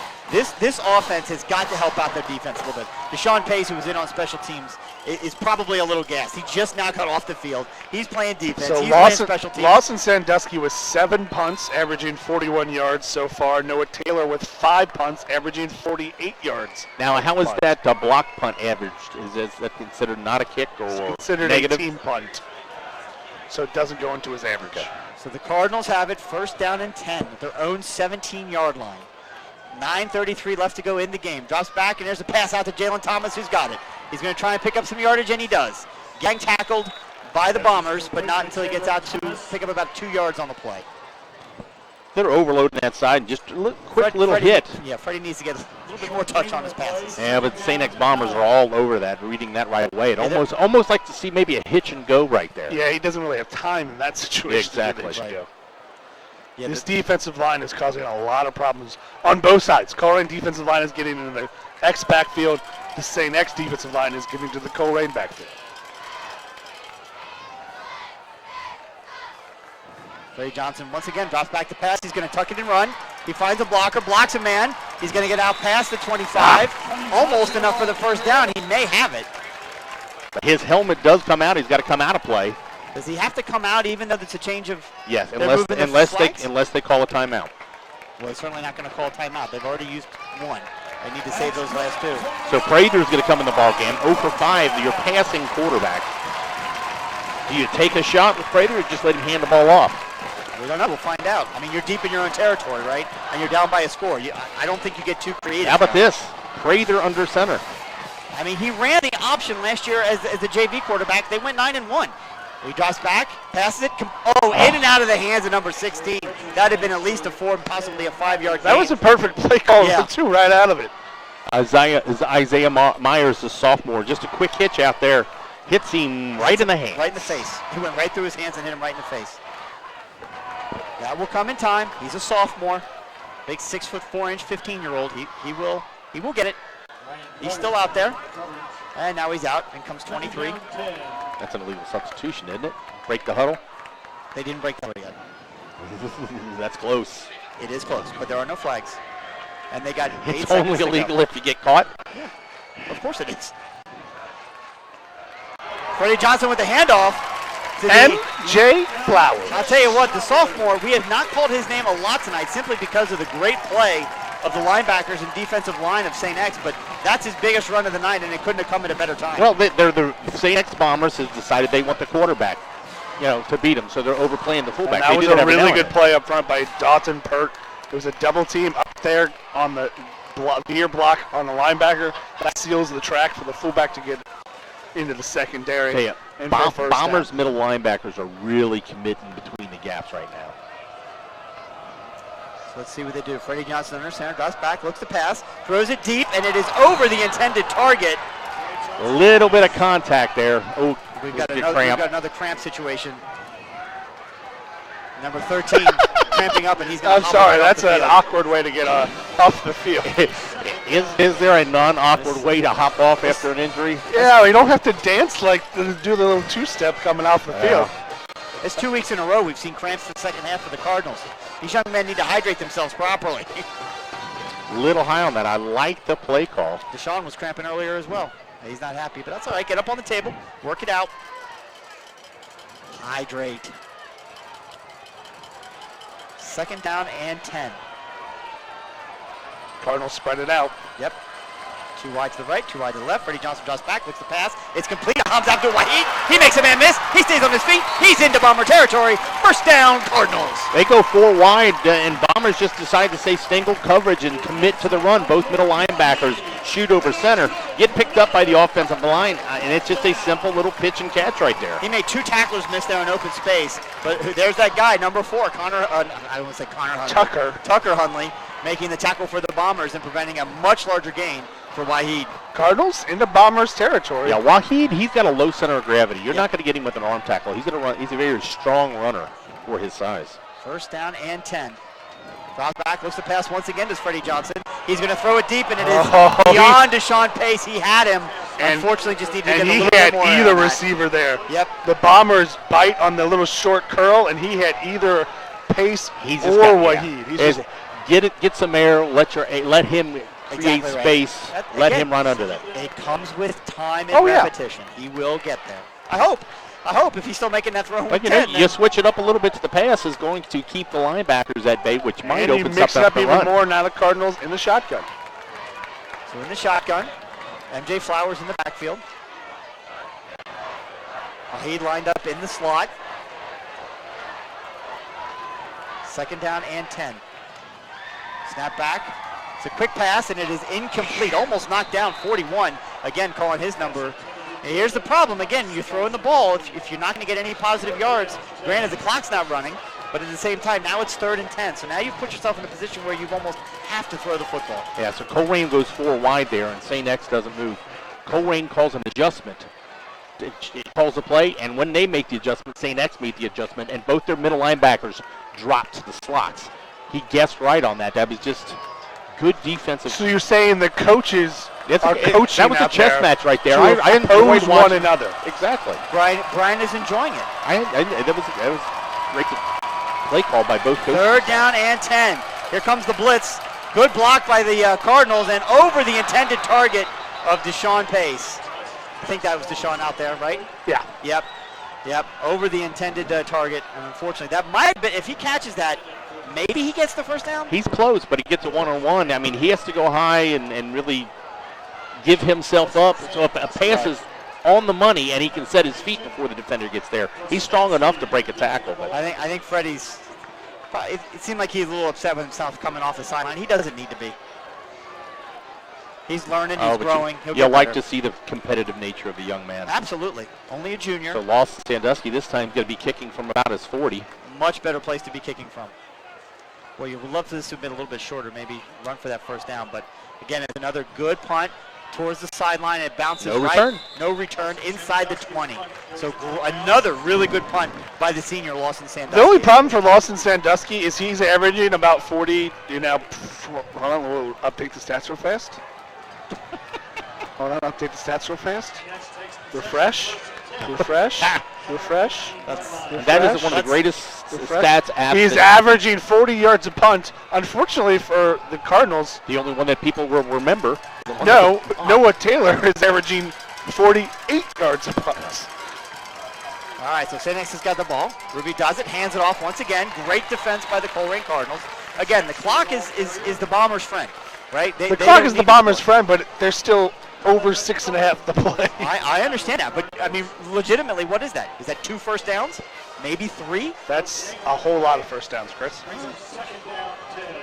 Cardinals only have 2 timeouts. They burned one earlier.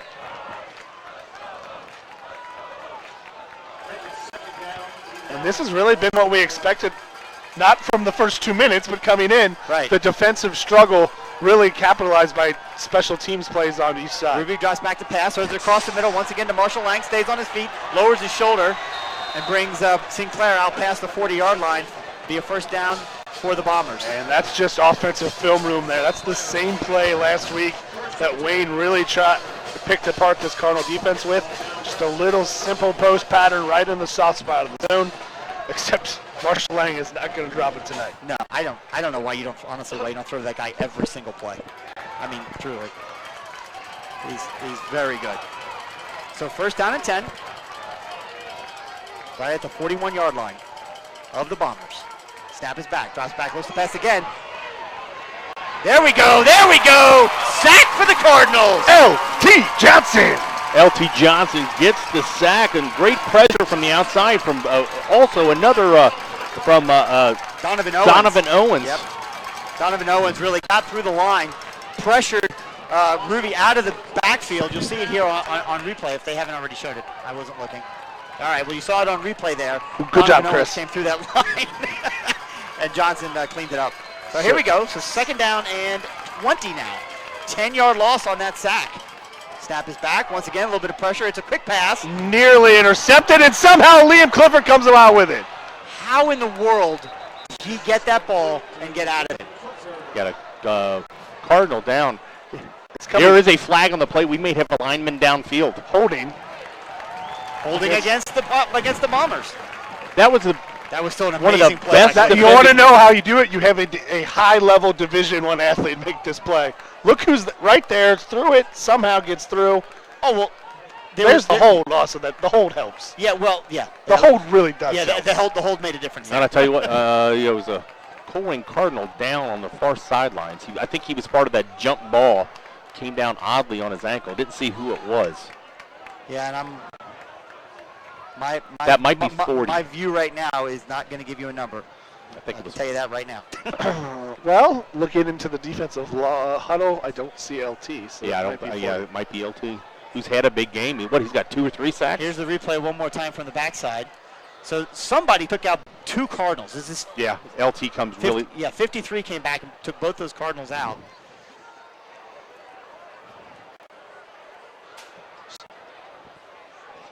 So it is a spot foul if it's a hold. So It is. So it's 75. Yeah, you see it right there.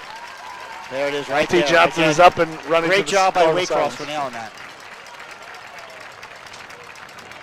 So JT's up and running off. Got a little bit of a limp. I tell you what, a big game he's had so far. So 10-yard sack for the Cardinals, then the holding penalty. So the Bombers are on offense are now moving backwards. It'll be second. And a long way. Ball of the 27. They need the 49 of the Cardinals. That is not 18. Our guys are really bad with math. Snap is back. Ruby looking to pass, throws it deep across the middle, and it's caught. And he's going to have enough for the first down. It is that There's same that pass guy again. again, Marshall Lang. I mean, it's not hard. When you've got a 6'4" tight end that runs basically wide open, how do you not throw it to him every single time? How is he that open? Let's check the video here.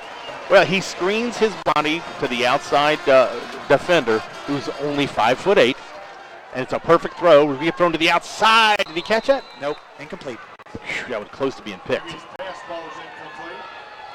So again, they went without a huddle, as we see here, thrown a little bit behind him. He throws it on the thing. 10 was there, but he wasn't close to intercepting it. But incomplete does stop the play clock. Again, if you're St. X, you'd think, boy, it'd be really nice if you had a running game here. You could run the clock and try and put this game on ice. But as it turns out, they're committed to throwing the football. When your surprised. 2 best players are a giant tight end and a Division I caliber receiver. No question. I totally agree. I get it. There goes Lang in motion. Drops back. Looks to be open. Got it, and it's going to fall incomplete. Oh, that was a holding call on Elijah Ford, but it was a very, very weak holding. It's a holding call, but it's going to be on 11 right here, and he just you can't see it on that shot. Elijah Ford has just the tiniest bit of hands on the receiver in the flat. It's a penalty. You can't argue. It's a very weak penalty. It's one of those that it's a penalty, but it doesn't and you'll affect see it the right play here at as all. the receiver. It's Elijah Ford right here. And He's at the line of he's scrimmage. got a jersey. He's got a hold of his jersey. It doesn't matter if he's in the line of scrimmage. Again, it's Your a very- point. It's a penalty. It's a weak penalty. Yeah. But it's against the rules. So as a result, that's going to give St. X the first down inside the 35-yard line now. So they got out of a, what was it, second and 20? Third Seven. and 20? Whatever it was. And there's the handoff. Versanski's got it. It's going to pick up about 4 yards on the play. The clock continues to run now. Under 4.5 minutes left to go in the game.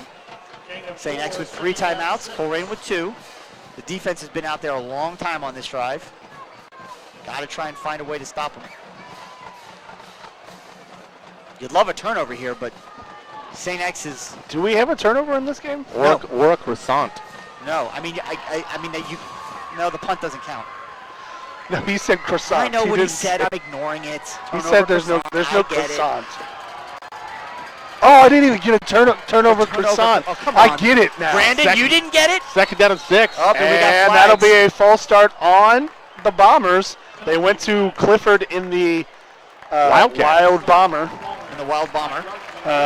Take the 5-yard penalty. The, We'll take it. Take him back to the 39-yard line. The Bombcat.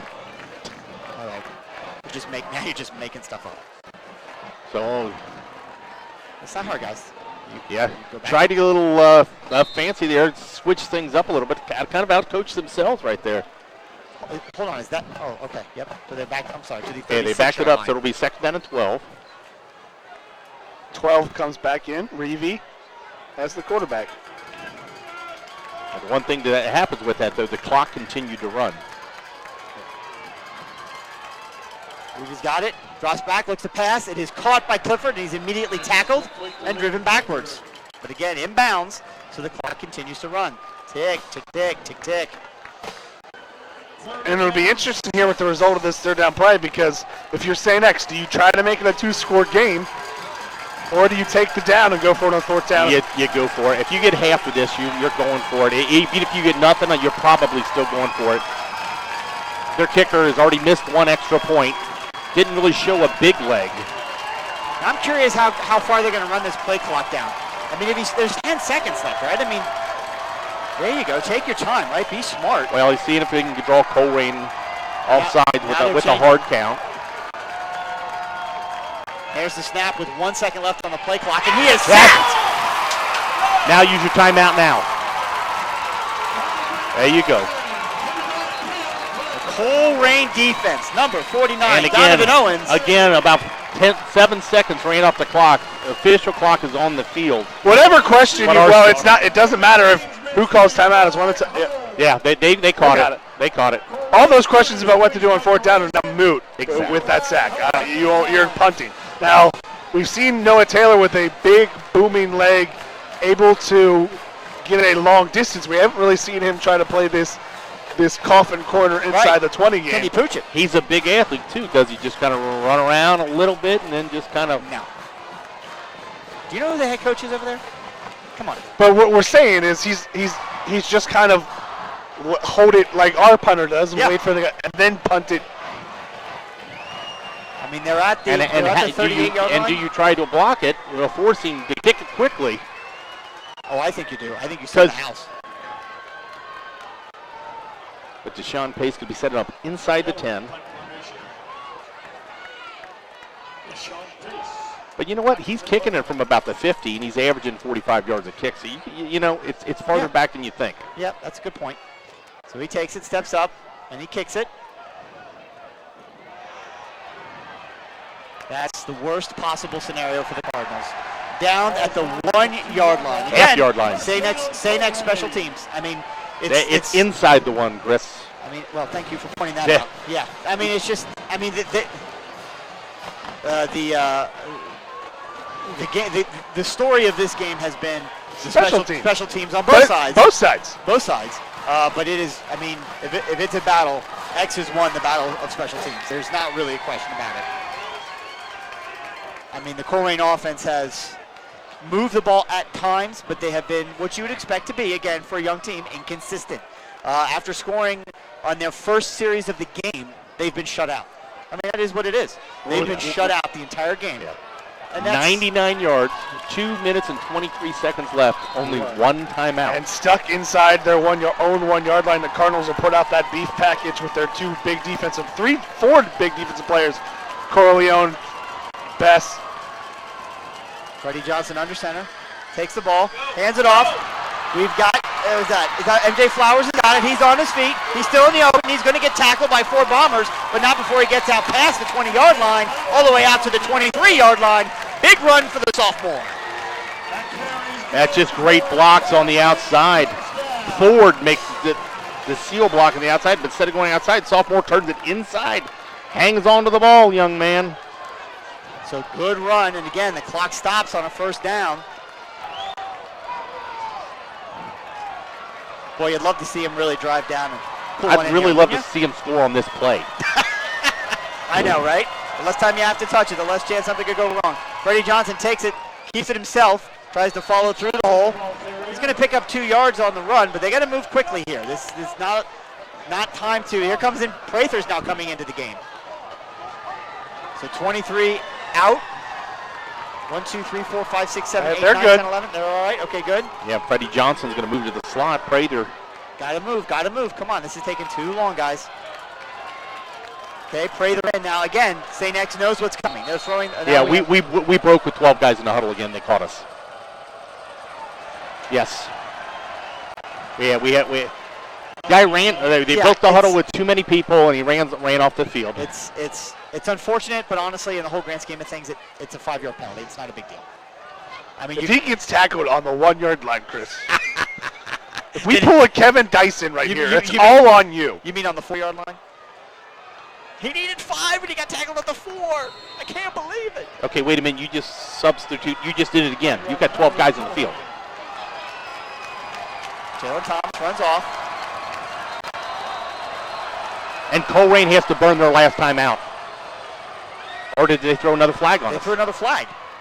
Another illegal. What is this? Is we're killing ourselves, literally shooting ourselves in the foot. That's 10 yards in penalties. Tyler Williams is very animated on the sideline. This is just not the way you want to go. Boy, it's amazing. Well, wait a minute. You bring in a different quarterback, And they actually, once they start the play clock, we lost about 25 seconds off the clock. yeah, we're down under a minute now. Not saying they would have gone 99 yards in 2.5 minutes, but it makes it very difficult now. Prather drops back, looks to pass, throws it deep down the field, and it is incomplete. That's pass interference. It is not pass interference. No, it's not pass interference. He was running right along with him, and it was well defended. But I like what I see from Prather. Great throw right That's there. pass interference. That's pass interference. He did not turn to play the He ball. doesn't have. There's no such thing as face guarding. I know, but he made contact with the No. receiver before the ball got there. He makes contact, and there's the ball. That's a good defensive play. Yeah, I wouldn't call pass interference on that. I would, because I'm wearing red. I know. Hey, guys, normally I'm all over it, right? But I wouldn't on that one. Shut up, Chris. 3rd down now. This will be exciting, won't it? That's all you can ask for. Prather drops back. Rush of 4. Pass is intended. There's a penalty flag. In the area of holding. Intended for number 16 out wide. Yeah, they got a little pressure on Prather up the middle, and I think they got one of the Colerain offensive linemen. It's in the area of holding. So illegal substitution. Illegal substitution. I think if you're expect, you got to decline this and take the down, right? No, they're going to push him back. Take the down. Why? It's already Nope, 3rd and 18. you're right. They declined it. Yeah, it's 4th down. The Cardinals have to go 18 yards on this play. Somebody get Marshall Lang in a Cardinal jersey now. So incomplete pass, 42 seconds left in the game. This is it. This is the game. It's 4th down and 18 for the Cardinals on their own 15-yard line. They're going to have to pull a miracle. And Timeout, Cardinals. They're going to burn up their last timeout, checking out the defense. The Bombers' defense has done kind of loosened up a little bit. They've dropped their safeties a little bit. A 3rd and 18, it's a lot different from a 3rd and 10. I mean, you can play your defensive backs a lot deeper and still protect the big play. So Colerain's almost going to hit something in the slot and break the tackle. Yeah, there's no doubt about it. Because they're not going to let anything go deep. And how many tackles have we broken tonight? Not a whole lot, because the middle of that Bomber defense is very good. Well, I mean, as long as you run away from Tucker Hunley, I think you have a chance. You got a shot. The problem is, if it's not Tucker Hunley, it's that number 41 cat, right? Is that O'Malley? Yes, that's 41. O'Malley. That's Thomas O'Malley, right. the alley cat. Right. I mean, That's an Aristocrats. it is a Aristocrats reference. Very nice. Yep, genius. Yeah. So, 4th and 18, game on the line.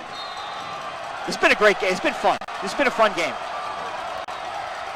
Win or lose, it's been a fun game. Can't be upset about that. Prather drops back to pass. He's going to get a little bit of pressure. He steps up. He throws it across the middle, and it is in and out of the hands of Brian St. Clair. You know what? He was close. He's throwing that ball To Deshaun? To Deshaun. Prather or St. Clair steps in the middle, and I'm not sure. Oh, that's going to be close. No, it's not. The defender's right Sinclair, there, too. Sinclair has a better play at the ball. The It's- defender is going to get there in front of Deshaun, I think. So, Well, and you're taught, if that ball's near you, it doesn't matter Don't who get it was intended, you play it. Right. You get it. You go for it. if you're going to look, right, the defender is right there in front Yeah, of the Deshaun. defender's right there, so- Sinclair's the best shot at making that play. Yeah, you've got a 50-50 ball if he doesn't touch it. Right.